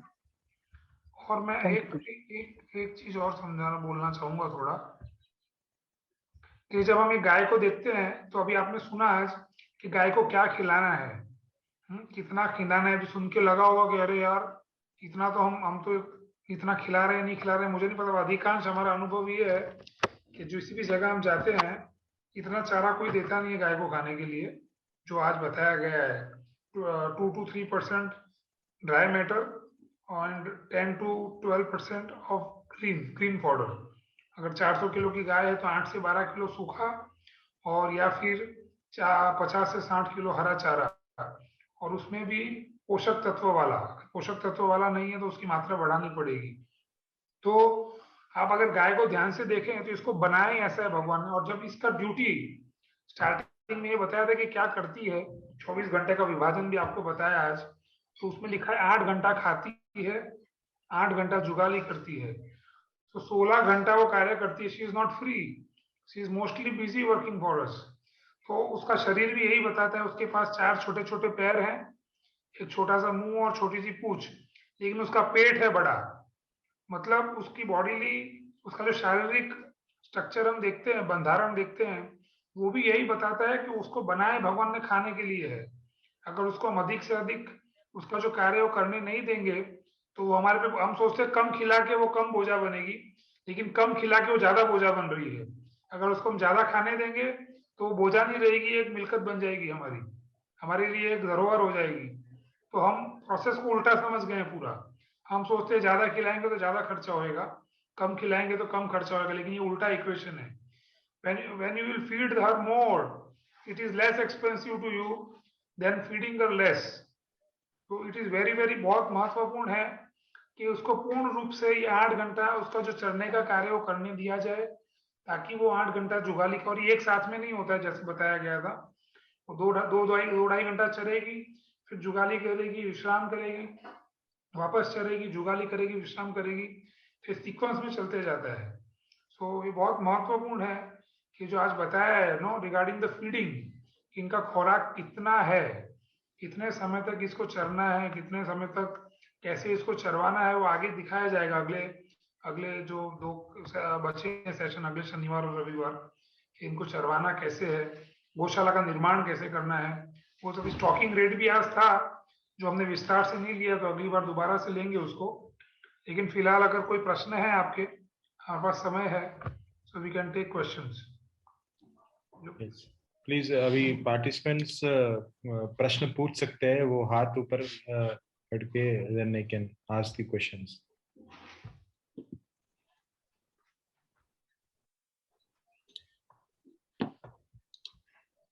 या भक्त आशुतोष आनंद, प्रभु जी पूछिए क्वेश्चंस। हरे कृष्ण। मुझे को ये पूछना था कि जैसे गाय का एक फंक्शन है कि वो उसको चरना है, उसका एक फंक्शन है, बट आज हम देख रहे हैं कि जमीन तो होती नहीं। एक जो फैमिली है वो उसके पास मैक्सिमम 4 एकड़ या 5 एकड़ जमीन होगी, बट जैसे ही वो एक गाय लाएगा तो वो गाय बढ़ेगी, हर साल 2 या हो जाएगी या 3 हो जाएगी, 5-6 साल के बाद वो 7-8 हो जाएगी, लेकिन जमीन तो उसके पास सेम ही रहेगा। तो फिर हम उस जमीन पे हमको चराना भी है, खेती भी करना है, तो फिर ये कैसे हो पाएगा?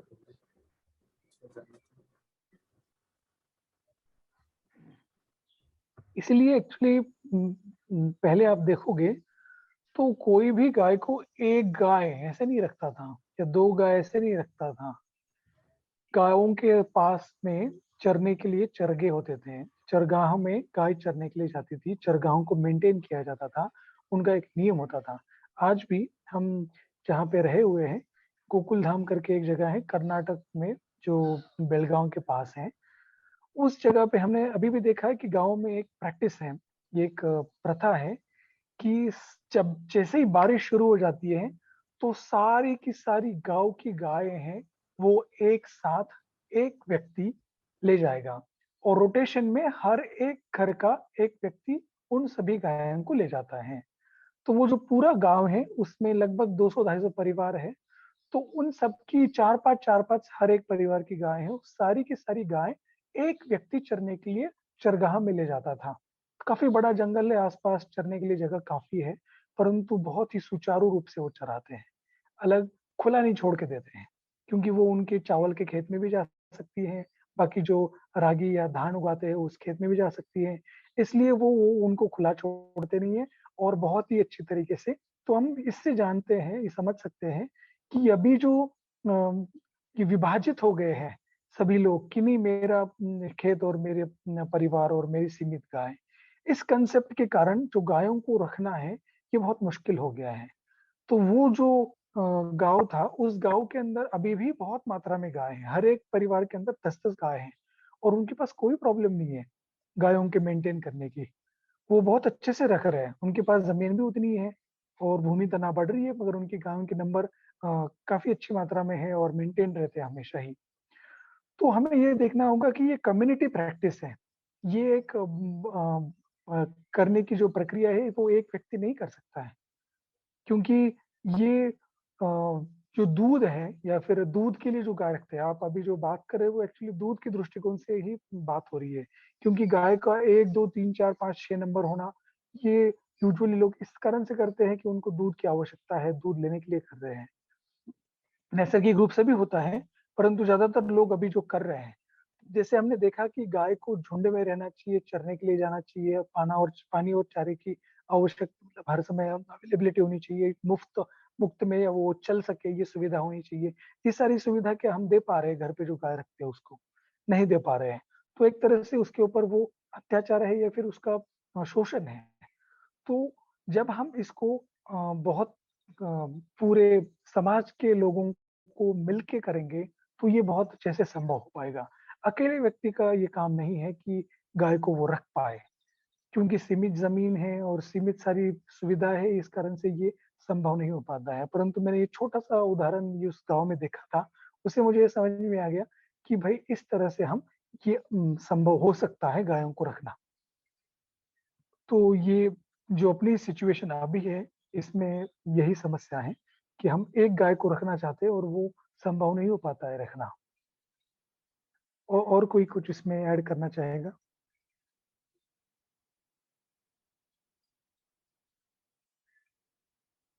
विश्राम प्रभु जी।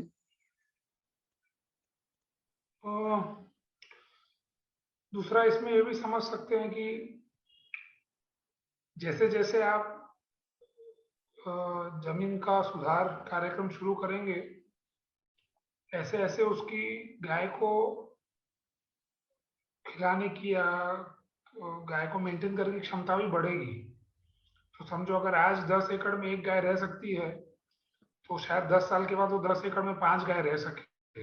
हम उस पर निर्भर करता है किस प्रकार से वो इकोसिस्टम प्रोसेस उस पर फंक्शन कर रहे हैं ये आने वाले पीरियड के अंदर, और किस प्रकार से विविधता, जैव विविधता और ऊपर वनस्पति विविधता और अन्य विविधता विकसित हो रही है। वैसे वैसे जैसे कि हमने सीखा कि पोषक तत्व भी घास के बढ़ेंगे, तो आज अगर वो 40 से 60 किलो खा रही है, वो आज के इक्वेशन से खा रही है, तो ऐसा हो सकता है कि आगे जाके वो इससे कम घास खा के भी संतुष्ट हो जाए। वो हमको पता नहीं है, वो हमारे लिए अभी आगे जाके जब जमीन सुधरेगी तब हमको अनुभव होगा। ये अभी जो मापदंड बना है वो वर्तमान परिस्थिति को लेके बना हुआ है, लेकिन हर एक घास की गुणवत्ता के आधार पे उसका खुराक होगा। तो आप ऐसा मत सोच के समझिए कि ये गाय बढ़ती जाएगी और जमीन नहीं बढ़ा पाएंगे। और दूसरा आपको ये भी सोचना है, क्योंकि हमारा कॉन्टेक्स्ट हमारा जो संदर्भ है उसके हेतु अगर हम कार्यक्रम में रहेंगे, तो ऐसा भी हमको शायद करना पड़े कि इसको सबसे पहले तो ये कम्युनिटी प्रोग्राम है, पूरे समाज की, जैसे इन्होंने समझाया, पूरे समाज की दायित्व है गाय, किसी एक व्यक्ति की गाय नहीं होती है। लेकिन वो परिस्थिति तरह तुरंत ना आए, उसको लिए काफी प्रचार लगेगा, काफी समझाना पड़ेगा पूरे गांव के लोगों को। तो तब तक आपको ये गायों की बढ़ती हुई संख्या पे शायद नियंत्रण लाना पड़े, क्योंकि हम कई सारी चीजें नियंत्रित कर रहे हैं।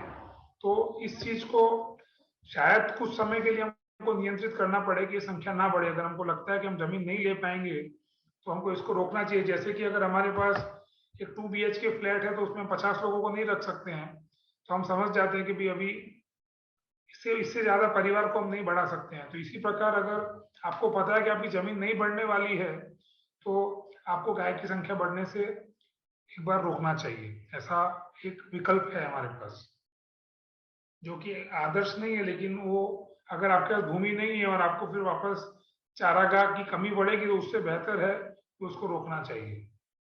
और ऐसा कई कई जगह हमने देखा है, लोग कर भी रहे हैं। Yes, Srikala Mataji, if you want to add anything. Srikala Mataji is not here, right? She is not here. और कोई प्रश्न?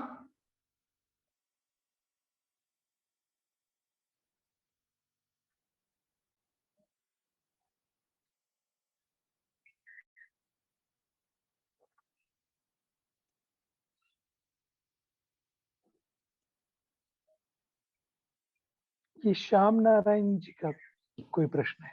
हरे कृष्णा। या श्याम नारायण प्रभु।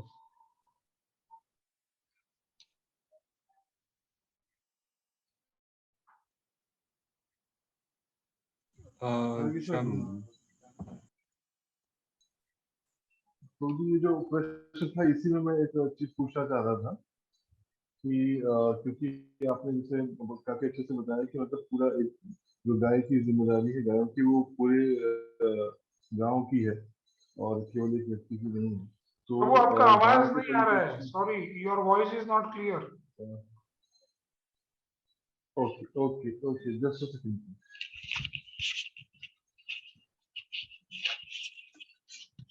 Can you hear me now Prabhu? Yes Prabhu. Prabhu ji, मैं इसमें पूछना चाह रहा था कि जैसे आपने बताया कि गाय जो है पूरे गांव की जिम्मेदारी है, पूरे समाज की, ना कि किसी एक व्यक्ति की। तो इसमें मैं पूछना चाहता था, जैसे आपने उदाहरण दिया कि जो एक गोकुल जो फार्म है आपने बताया साउथ इंडिया में, तो उसमें पूरा हाँ जी। गांव है, वहां पे वो सब कुछ चराने के लिए लेके जाते हैं। लेकिन मान लीजिए जैसे हम जो जितने पार्टिसिपेंट्स हैं या और कोई हमारे मित्र हैं जो कि शहरों में रह रहे हैं, लेकिन शहरों के आसपास थोड़ा बहुत कोई उनको जमीन का टुकड़ा मिले, 4 एकड़ 5 एकड़, इस प्रकार में वो इस प्रकार का कुछ मॉडल बनाना चाहें, तो उसके लिए मतलब बस वही प्रश्न था कि मतलब कैसे उसको मैनेज कर सकते हैं, क्योंकि जैसे अभी विश्वनाथ जी ने बताया कि उसमें गायों की संख्या को कंट्रोल करना होगा, तो उसको मतलब थोड़ा समझा सकते हैं लोग कैसे नियंत्रित किया जाए और कैसे। हाँ, तो देखिए, आपका संदर्भ क्या है, आपका उद्देश्य क्या है, आपका हेतु क्या है, आप क्यों वो 4-5 एकड़ की जमीन लेके कुछ करना चाहते हो? उद्देश्य तो प्रभु आपको जी मैं ये है पूछ रहा कि हूँ। अभी, जी जी, वही मैं बताना चाह रहा हूँ। जैसे अभी हर एक व्यक्ति के लिए तो संभव नहीं है कि वो तुरंत अपना शहरी जीवन छोड़ के और गांव में चला जाए। तो मतलब ऐसे लोगों के लिए जो ऐसा नहीं कर सकते, एक ऐसा मॉडल बनाना, मतलब मैं और जो मेरे कुछ मित्र हैं उनका हेतु यही है, ऐसा एक मॉडल बनाना चाहिए एटलीस्ट में कुछ तो थोड़ी समझावट आए, थोड़ा नेचुरल जो जीवन, प्राकृतिक जीवन, नेचुरल फार्मिंग की थोड़ी समझावट और थोड़ा उसका अनुभव करने का मौका मिले, उसका बस यही उद्देश्य है। हाँ जी। तो देखिए, अपना जो संदर्भ है इस कार्यक्रम में, हमने प्रेजेंटेशन में कुछ संदर्भ लिए, उसमें हम ये चाहते हैं कि हमें एक स्वस्थ जीवन मिले, अच्छा खाना मिले। सबसे पहले तो है कि अच्छा खाना, अच्छी फल, अच्छा सब्जी, ये सब उपलब्ध हो, अच्छा पानी मिले पीने के लिए, शुद्ध हवा हो, एक अनुभव आए कम से कम कि खेत क्या होता है, उसमें रहने का अनुभव क्या होता है, और ये सारी चीजें देख सकें। तो अगर ये आपका संदर्भ है, तो आपको ये देखना होगा कि आपके खेत को मेंटेन करने के लिए बहुत सारी ऐसी गाय भी मिल सकती है जो रोड पे घूम रही है, क्योंकि अपने को तो उससे चराना है और अपने को उससे गोबर और गोमूत्र काम में लेना है, जो कि खेत पे गिरेगा, रिसाइकल होगा, खनिज चक्र चलेगा। ये सारी चीजें अपने को करनी है। ये काम कोई बैल भी कर सकता है, कोई बछड़ा भी कर सकता है। तो जरूरी नहीं है कि अपने को कोई बहुत ही खास तरह की ब्रीड की गाय कहाँ से खरीद के लानी है। अपने को तो लोकली अवेलेबल जो गाय है उसी को रखना है। तो उसकी संख्या जी नेचुरली कंट्रोल में रह जाएगी। अगर हमारा संदर्भ ये रहेगा कि हमें अच्छा खाना उगाना है, तो हम उस दृष्टिकोण से देखेंगे ही नहीं कि मुझे भाई ब्रीडिंग करके 10 गाय बनानी है, या 15 हो जाएगी या 10 हो जाएगी। ये चिंता होगी ही नहीं, चिंता का विषय होगा ही नहीं। जब हमारा संदर्भ ये रहेगा कि हमें उस जमीन को अच्छा बनाना है, बेहतर बनाना है, इसमें जो फल फूल सब्जियां जो उगे, ये हमारे काम आ जाए, एक अच्छा खाना हमें प्रदान हो जाए, एक अच्छा वातावरण निर्माण हो। अगर ये हमारा हेतु हो, ये हमारा संदर्भ हो, तो ये नेचुरली कंट्रोल में रह जाएगी। शुरुआत में एक गाय है, उसको हम ब्रीड करके 2 कर सकते हैं, परंतु हमें फिर अब एक लिमिट रखना ही पड़ेगा उसके ऊपर कि भाई हमारे पास कितनी रिसोर्सेस अवेलेबल है, कितनी भूमि है, उसके ऊपर हम कितनी गायों को रख सकते हैं, उसकी कैपेसिटी के अनुसार ही अपने को प्रबंधन करना पड़ेगा। तो ऐसा जरूरी नहीं कि आपको गाय ही लेनी है, आप बछड़े भी ले सकते, बूढ़ी गाय भी यूज कर सकते हैं, और सांड भी ले सकते हैं। हम देखते हैं यहाँ पे बहुत सारी गाय आवारा घूमती है रास्ते के ऊपर, तो बहुत सारे लोग उनको भी जी रख सकते हैं। इस तरह से भी कर सकते हैं, या फिर कोई पास में गौशाला होगी, उसमें से गायों को बुला के आप आपकी गाय खेत पे उनको चारा खिला सकते हो। तो वो वहां पे सारा आपका जो फंक्शन है वो करके जाएगी, कार्य करके जाएगी, घास खाने का, गोबर और गोमूत्र वहां गिर जाएगा, खनिज चक्र चलेगा। ये सारी चीजें हो सकती है। इस तरह से भी बहुत सारे लोग कर रहे हैं, बाहर की गायों को अपने खेत पे इनवाइट करते हैं। जैसे मैंने देखा है यहाँ पे महाराष्ट्र में धनगर जाति के लोग होते हैं, वो क्या करते हैं, बहुत सारे भेड़ बकरियों को, ऊंटों को, गायों को लेके एक जगह से दूसरी जगह चले जाते हैं। तो वो बहुत सारे किसान जिनके पास गायों की कमी है या फिर है नहीं पशुधन इतना, तो वो इन लोगों को आमंत्रित करते हैं और पैसे देते हैं कि हमारे खेत में आपके भेड़ बकरियां गाय ऊंट जो भी है इनको बिठाओ। तो वहां पे जिस दिन वो बैठती है एक जगह पे, अगले दिन आप जाओगे तो आप जमीन देख नहीं सकते, इतना अच्छे से पूरी एरिया में गोबर और गोमूत्र गिरा हुआ रहता है, और बहुत ही उपयोगी बन जाती है वो जमीन आगे खेत में कल्टीवेट करने के लिए।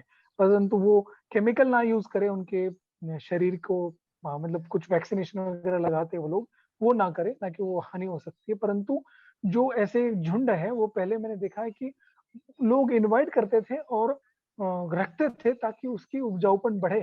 तो ये एक्चुअली सही टेक्निक था लोगों का खेतों को उपजाऊ बनाने का।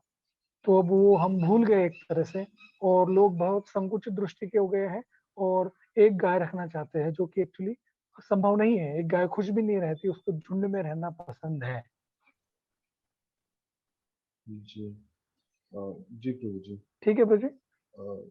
जी प्रभु जी। प्रभु जी, इसमें जो और ग्रेजिंग वाला आपने हाँ जी, बताया था, मतलब अगर हाँ जी, क्लियर करना चाह रहा था कि अगर केवल हरा चारा गाय को दिया जाए, मतलब उसको और हाँ जी। पर्याप्त मात्रा में उपलब्ध हो और सही विविध तरह का हो, तो उसको सूखे चारे की जरूरत बिल्कुल नहीं है, ऐसा ये सही है या मतलब हाँ, सही है। सूखा चारा चाहिए पर्याप्त होता है? मात्रा में अगर हरा चारा आपके पास उपलब्ध है तो बिल्कुल सूखा चारा नहीं दिया तो कोई प्रॉब्लम नहीं, बस वैरायटी में होना चाहिए जो हरा चारा खा रही है वो गाय। क्या होता है, अच्छा। यूजुअली हम जब गायों को गौशाला में या फिर घर में बांध के रखते केवल हरा देते तो हम देखते कि थोड़ा पतला गोबर हो रहा है। तो जी जब उसको वैरायटी में खाना मिलेगा तो वो नेचुरल है, थोड़ा सा पतला हो सकता है परंतु उसमें कोई हानि नहीं है। हमारी गाय यहाँ पे लगभग 6 महीने तक, 4 से 6 महीने तक जयपुर में जो एक हर्ड है हमारे, मिल्किंग हर्ड कहते हैं उसको, दूध वाली और जो प्रेग्नेंट गाय होती है उनको हम चराते हैं। बिल्कुल 4 महीने तक केवल हरे चारे पे ही रहती है, कोई सूखा चारा नहीं देते, कुछ भी नहीं देते, कोई प्रॉब्लम नहीं है। बहुत अच्छी हेल्दी गाय होती है। उल्टा उस समय पे वो जो चारा खाती है वो बहुत ही हेल्दी होता है, इतना हेल्दी होता है कि बछड़ी का ग्रोथ भी अच्छा होता है। और जो बचा हुआ एक्स्ट्रा दूध है उससे हम घी बनाते हैं तो हम देखते हैं कि वो घी का बहुत ज्यादा पीला कलर आता है, इतना पीला कि मतलब हल्दी भी फीकी लगती है उसके सामने। तो ये उसका महत्व है जब वो हरी घास खाती है। और वही हम देखते हैं कि अगर सूखे समय पे, मतलब गर्मी के समय पे वो दूध है उसका अगर घी बनता है तो बिल्कुल सफेद रंग का होता है, उसमें न्यूट्रिएंट्स नहीं है, उसमें कुछ शक्ति नहीं है। जो शक्ति हरी घास के अंदर है वो इसमें नहीं मिलती है।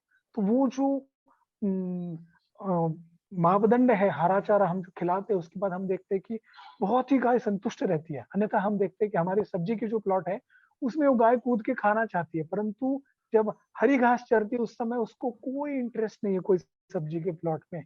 साइड में बहुत ही पौष्टिक खाना भी हो, कोई भी आहार हो, आप लड्डू खिलाओ तो भी नहीं खाएगी, इतनी संतुष्ट रहती है हरा जी चारा खाने के बाद। जी जी।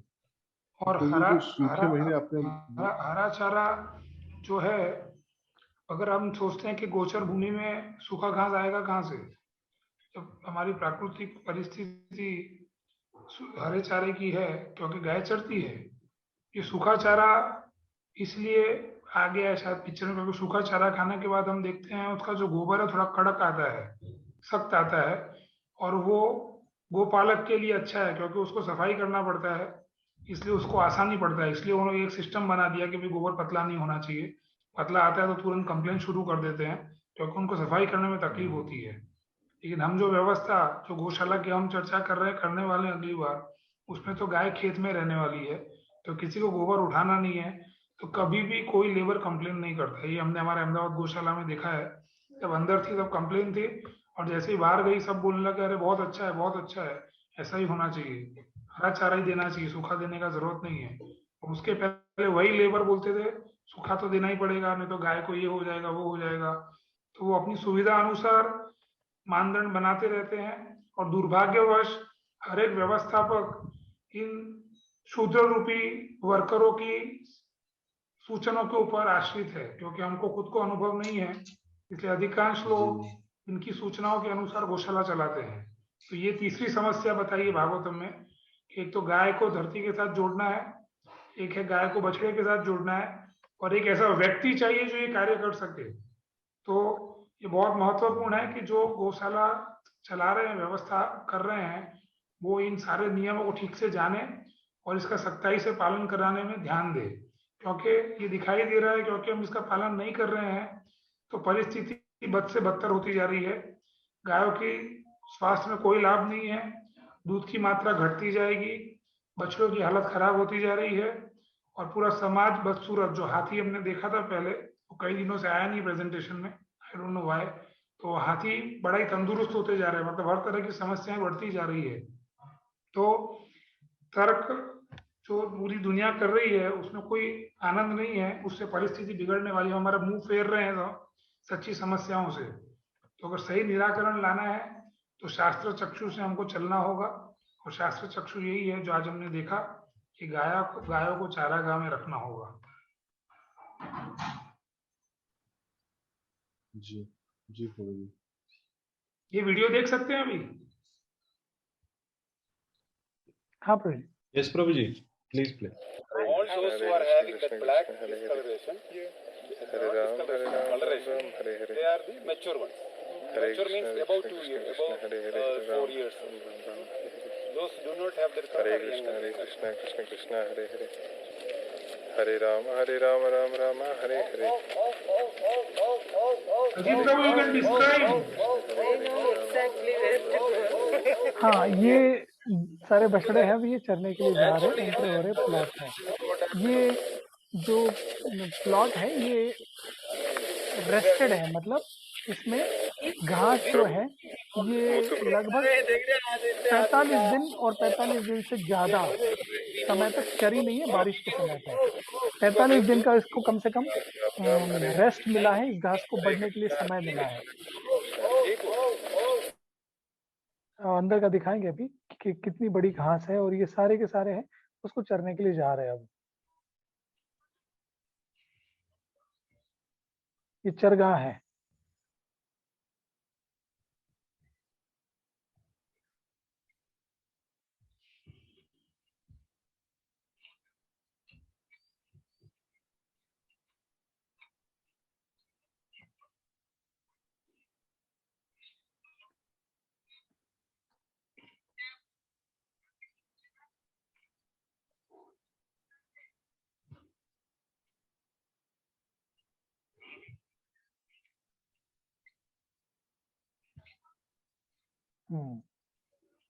घास की हाइट देख सकते हैं। हमारे प्रोग्राम में एक सज्जन आए थे, राजस्थान से ही थे, शायद वो बाड़मेर साइड के हैं। तो उन्होंने बोला कि राजस्थान में इतनी ऊंची घास होती नहीं है।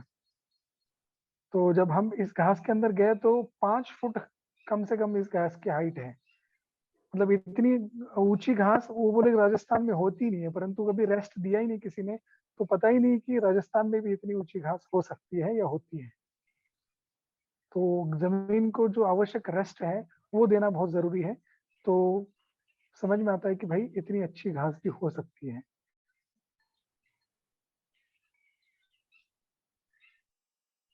सही प्रबंधन होगा तो हो सकता है सब।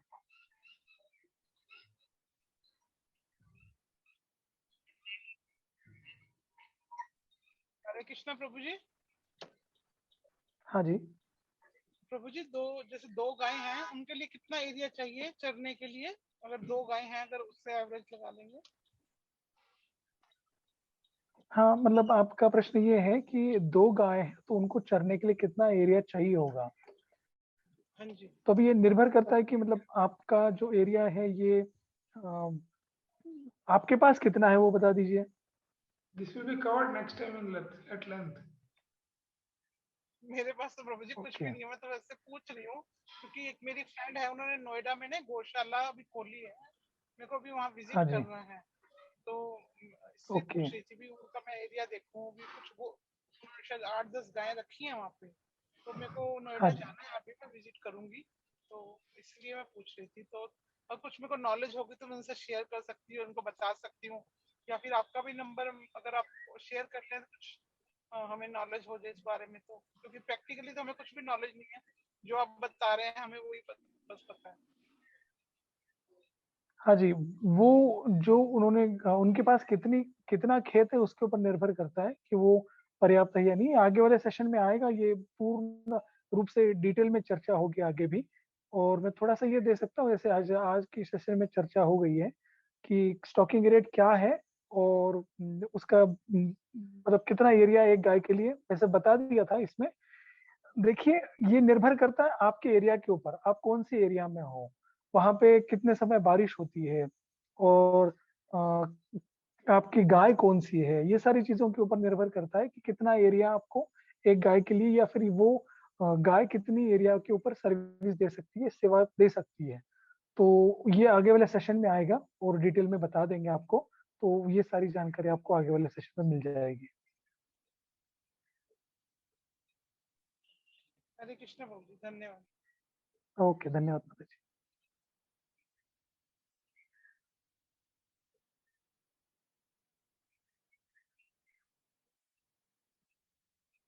ठीक है प्रभु जी।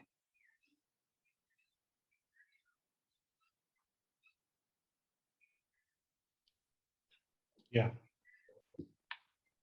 So, Vishnuna Prabhu, anyone, I mean, you want to say anything? I mean, you want to comment on something? No, I think we had a good discussion. आज हो गया। किसी का कोई प्रश्न है तो ले सकते हैं। Yeah. Any more? Yeah. Any more questions? हरे कृष्ण प्रभु जी, आज मैं आपसे एक चीज शेयर करना चाहती हूँ। जो कल आपने सेशन में बताया था ना, गाय माता को जो प्रॉब्लम आती है, तो मैंने देखा एक दो आ रही थी रोड पे, तो मैंने उनको बड़े ध्यान से देखा, तो उनको वही प्रॉब्लम थी। कौन सी वाली? Maybe mastitis. थनेला की? हाँ, थनेला। हिंदी में इसको थनेला कहते हैं। अच्छा, इंग्लिश में मेस्टिस क्या बोलते हैं प्रॉपर्ली? मैस्टाइटिस। मैस्टाइटिस। हाँ, मैस्टाइटिस। ठीक है, तो उसको उनको वो प्रॉब्लम थी। मैंने देखा आज उनको कि वो गायें रोड पे चल रही थी, तो मैंने देखा उनको यही प्रॉब्लम थी। उनके थन में बड़े वो थे, और उनमें ऐसे हल्का हल्का जो उनकी नर्व्स थी वो अपीयर हो रही थी। तो कल मैंने आपसे सुना था, तो मैंने समझ गई कि उनको ये प्रॉब्लम है। तो उसका बछड़ा उसके साथ नहीं था क्या?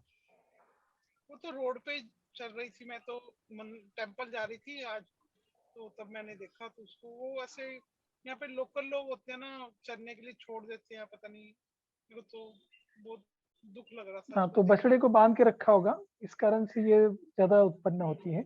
बछड़ा और गाय को जब अलग करते हैं तो ये समस्या उत्पन्न होती है। कल जैसे हमने देखा कि किस तरह से ऊपर से दबाव बनता है, प्रेशर के कारण ये समस्या निर्माण होती है। तो इसका सोल्यूशन यही है कि गाय और बछड़े को अगर एक साथ रखोगे ज्यादा समय, तो ये अपने आप समस्या का हल हो जाएगा। हाँ जी, हरे कृष्ण। हरे कृष्ण। हरे कृष्ण, धन्यवाद। Yeah, one more question from Shyam Narayan Prabhu. हाँ प्रभु जी। हरे कृष्ण प्रभु जी। प्रभु जी, दो चीजें पूछनी थी। एक प्रभु जी, जो गायों के लिए घास जो चारे के लिए जहाँ चराते हैं, तो मतलब ऐसा भी कुछ है कि कोई मतलब ज्यादा पौष्टिक घासों की कोई वैरायटी है जो हमको उगानी चाहिए, जो वो अच्छे से और चाव से खा सके गाय, ऐसा मतलब कुछ भी है इसमें? देखिए क्या है, हर एक एरिया में अपनी खुद की एक वैरायटी है जो कि बहुत अच्छे से बहुत लंबे समय तक हरी रहने वाली होती है। दो कैटेगरीज होती है घासों में, वैसे वो आगे जाके आने वाला है। एक पेरेनियल होती है और एक एनुअल होती है। तो जो पेरेनियल घासें होती है वो अच्छा परफॉर्म करती है, बहुत कम पानी में बहुत हरी रहती है, ये सारी चीजें हैं। तो राजस्थान में हमने देखा है कि यहाँ ऐसा माना जाता है कि तो बंजर रहती है, डेजर्ट है, इसमें कुछ नहीं है। परंतु यहाँ पे भी हमने देखा है कि जो बारिश के बाद हरी घास है वो अप्रैल महीने तक आती है।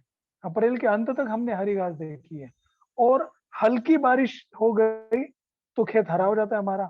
अगर हम अभी हमारे खेत की फोटो आपको शेयर कर सकते हैं, इतना हरा हो गया है, और बाहर हमारे खेत से बाहर इतना हरा है नहीं। तो हमने ये देखा कि हमने जो प्रबंधन किया है और हमने जो संवर्धन किया है इस खेत का, इसमें बहुत नेचुरली धामन नाम की घास है जो कि यहाँ पे अपने आप उगती है। अपने आप उगने वाली जो धामन घास है वो नेचुरली उग रही है, हमें कुछ भी करने की आवश्यकता नहीं, कोई भी घास के बीज डालने की आवश्यकता नहीं है। वैसे एक एग्रीकल्चर इंस्टीट्यूट है, उन्होंने धामन घास की एक वैरायटी डेवलप करके हमें दी थी। वो इतनी लाभदायी नहीं है क्योंकि वो बहुत ज्यादा फाइबरस है, और वो काट के डालो ऐसा उनका सुझाव है। परंतु वो बहुत ही अच्छी नहीं है क्योंकि वो बहुत ज्यादा फाइबर हो जाता है उसमें। मगर यहाँ लोकली जो हमारी धामन घास है वो बहुत ही अच्छी सुपर है, इतनी अच्छी है कि अभी उसकी हाइट कम से कम 1.5-2 फुट हो गई है। बारिश शुरू ही हुई है, मतलब 8-10 दिन के अंदर ही इतनी ऊंचाई पे आ गई है। तो ये हमने देखा है फर्क है लोकल घासों में, जो उस एरिया की लोकल घास है। अब ये लुप्त हो गई है बहुत सारी। अगर अपन चरगाह डेवलप करना चाहते हैं, जो ग्रेजिंग लैंड है उसको अगर वापस से रिवाइव करना चाहते हैं, तो आप उस एरिया को छोड़ दीजिए और देखिए उसमें क्या आता है। अगर अच्छी घास नहीं आ रही है, पेरेली घास नहीं आ रही है, तो बहुत डैमेज हुआ है वहां पे। अगर वो जुताई की हुई जमीन है तो वहां पे तो और भी चरगाह बनने के लिए समय लगेगा, क्योंकि वहां नेचुरल सीड्स आना उसमें समय लगेगा। परंतु अगर जैसे कोई ऐसी धरती है जो कि पहले चरगे जैसे ही काम में ली जाती थी, अगर उसको आप छोड़ दोगे तो नेचुरली वहां पे वो जो घास होनी चाहिए उस एरिया की, वो अपने आप आ जाएगी। जैसे दुर्वा घास है, वो भी बहुत जल्दी हरी हो जाती है और काफी पौष्टिक मानी जाती है, वो भी चरगों के लिए अच्छी है। तो वो अपने आप आ जाएगी, कोई बीज लगाने का आवश्यकता नहीं है अपने को। और लोकल घास होना बहुत जरूरी है, क्योंकि वो वहां पे अच्छे से परफॉर्म करेगी।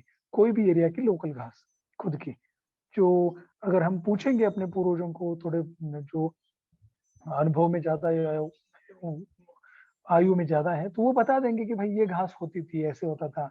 मैंने बहुत सारी स्टोरी ऐसी सुनी है कि हमारे गाँव में जो नदी थी, नदी के किनारे पे ये घास होती थी, गाय बड़ी खाना पसंद करती थी, इस तरह से। तो ये एक्चुअली अपने आप रिवाइव हो जाएगी, कोई घास के बीज डालने की आवश्यकता नहीं है। इसके कारण क्या हो जाता है, वापस से मोनोकल्चर आ जाता है। तो कुछ एग्रीकल्चर इंस्टीट्यूट वाले बोलते हैं कि रंज का ही लगाओ, गिन्नी घास ही लगाओ, एलिफेंट घास ही लगाओ, नेपियर ही लगाओ, जवार ही लगाओ।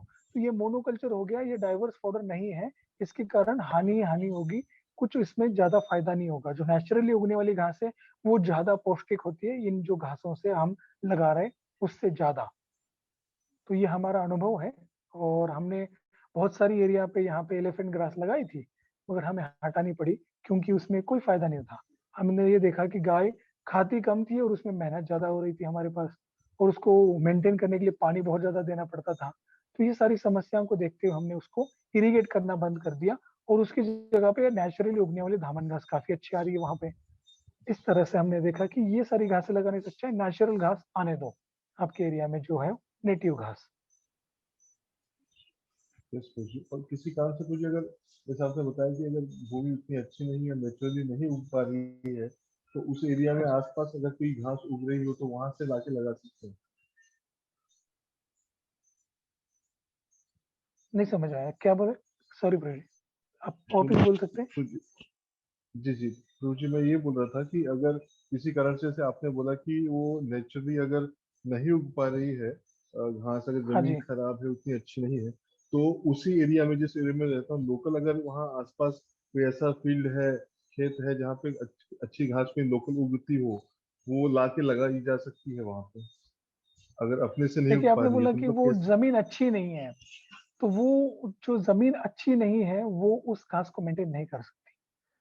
जैसे जी कोई अगर महिला का पेट बच्चे को होल्ड नहीं कर सकता, तो हो नहीं सकता संभव कि वो होल्ड कर पाए। उसी तरह से माँ का जो धरती माँ है, वो उस घास को होल्ड ही नहीं कर सकती, क्योंकि वहां पे उतने न्यूट्रिएंट्स है ही नहीं, वहां पे पानी की अवेलेबिलिटी नहीं है, मे बी वहां पे पानी जमीन के अंदर जा ही नहीं रहा है, पेनिट्रेट ही नहीं हो रहा है, बहुत सख्त हो गई हो। तो आपको सबसे पहले एक काम करना होगा, उस जगह पे गायों को रखो आप, कराल कीजिए, हमें कंसेप्ट है आगे आ जाएगा ये। आप वहां पे उस गायों को रखना शुरू करोगे तो नेचुरली ये संभव हो जाएगा, आगे जाके अच्छी घास आएगी। तो ये आने वाले 2 सेशन है, इसमें ये हम डिटेल में बताएंगे कि किस तरह से कहाँ पे क्या गायों को रखने से क्या संभव हो सकता है, कैसे चरगा और अच्छे से बन सकता है, खेती वाली जमीन अच्छे कैसे बन सकती है। तो लगाने से नहीं होगा, कुछ और करने से होगा, जो आगे वाले सेशन में आएगा तो हम आपको बहुत अच्छे से एक्सप्लेन करेंगे उसमें। ठीक है प्रभु जी? जी आखिरी धन्यवाद। प्रश्न था, पूछ सकता हाँ हूँ? जी, हाँ जी, हाँ जी, जरूर। तो जी जैसे आपने बताया था, ये जो जल चक्र वाला जो टॉपिक चल रहा था, तो उसमें आपने बताया था कि 2 तरीके से पानी, या तो जमीन में पौधों की जड़ों द्वारा वो सोख लिया जाता है, या तो और डीप में जाता है तो फिर वो नदी नालों झरनों में और समुद्र में चला जाता है। तो हाँ इस तरीके से जब बहुत भारी वर्षा हो और ऐसा पानी जमीन में जब जाए, तो मतलब एक मेरा ये जिज्ञासा थी कि जो जमीन के अंदर जो माइक्रोब्स होते हैं, जो बैक्टीरिया वगैरह होते हैं, बहुत ज्यादा पानी और ऐसा उसमें जाता है तो क्या उनका जीवन कुछ अस्त व्यस्त नहीं होता, कुछ समस्या नहीं आती उसमें? नहीं नहीं नहीं, देखिए जीवन जीवन बस पानी को तो पानी जल ही जीवन ऐसा एक कहा होते हैं। तो जब पानी की मात्रा जमीन में बढ़ेगी तो ऊपर उसका इफेक्ट देखिएगा, हरा बहुत ज्यादा हो जाएगा, सारे जीवों को लाभ ही लाभ होगा। देखिए सबसे ज्यादा जीव जंतु कीट कब ऊपर आते हैं धरती में से? जैसे ही पानी गिरता है सारे जीवों का जन्म होता है। घास उगती है, घास के ऊपर खाने के लिए कितने सारे कीट आते हैं। अगर हम अभी यहाँ खेत पे रह रहे हैं, हम बहुत आसानी से समझ सकते हैं इस चीज को। अगर आप बाहर बैठे हो और अगर आप एक दिया रखी है फिर एक लाइट जला दीजिए, असंख्य कीड़े, इतने अलग अलग जीव हमने हमारे जमीन जीवन में कभी ऐसे जीव नहीं देखे अलग अलग प्रकार के, वो धरती में से आते हैं बाहर जैसे ही बारिश हो जाती है, मगर बाकी समय हम इनको देखते नहीं है। तो ये पानी है जिसके अंदर उसके कारण ही सारे जीव पनपते हैं।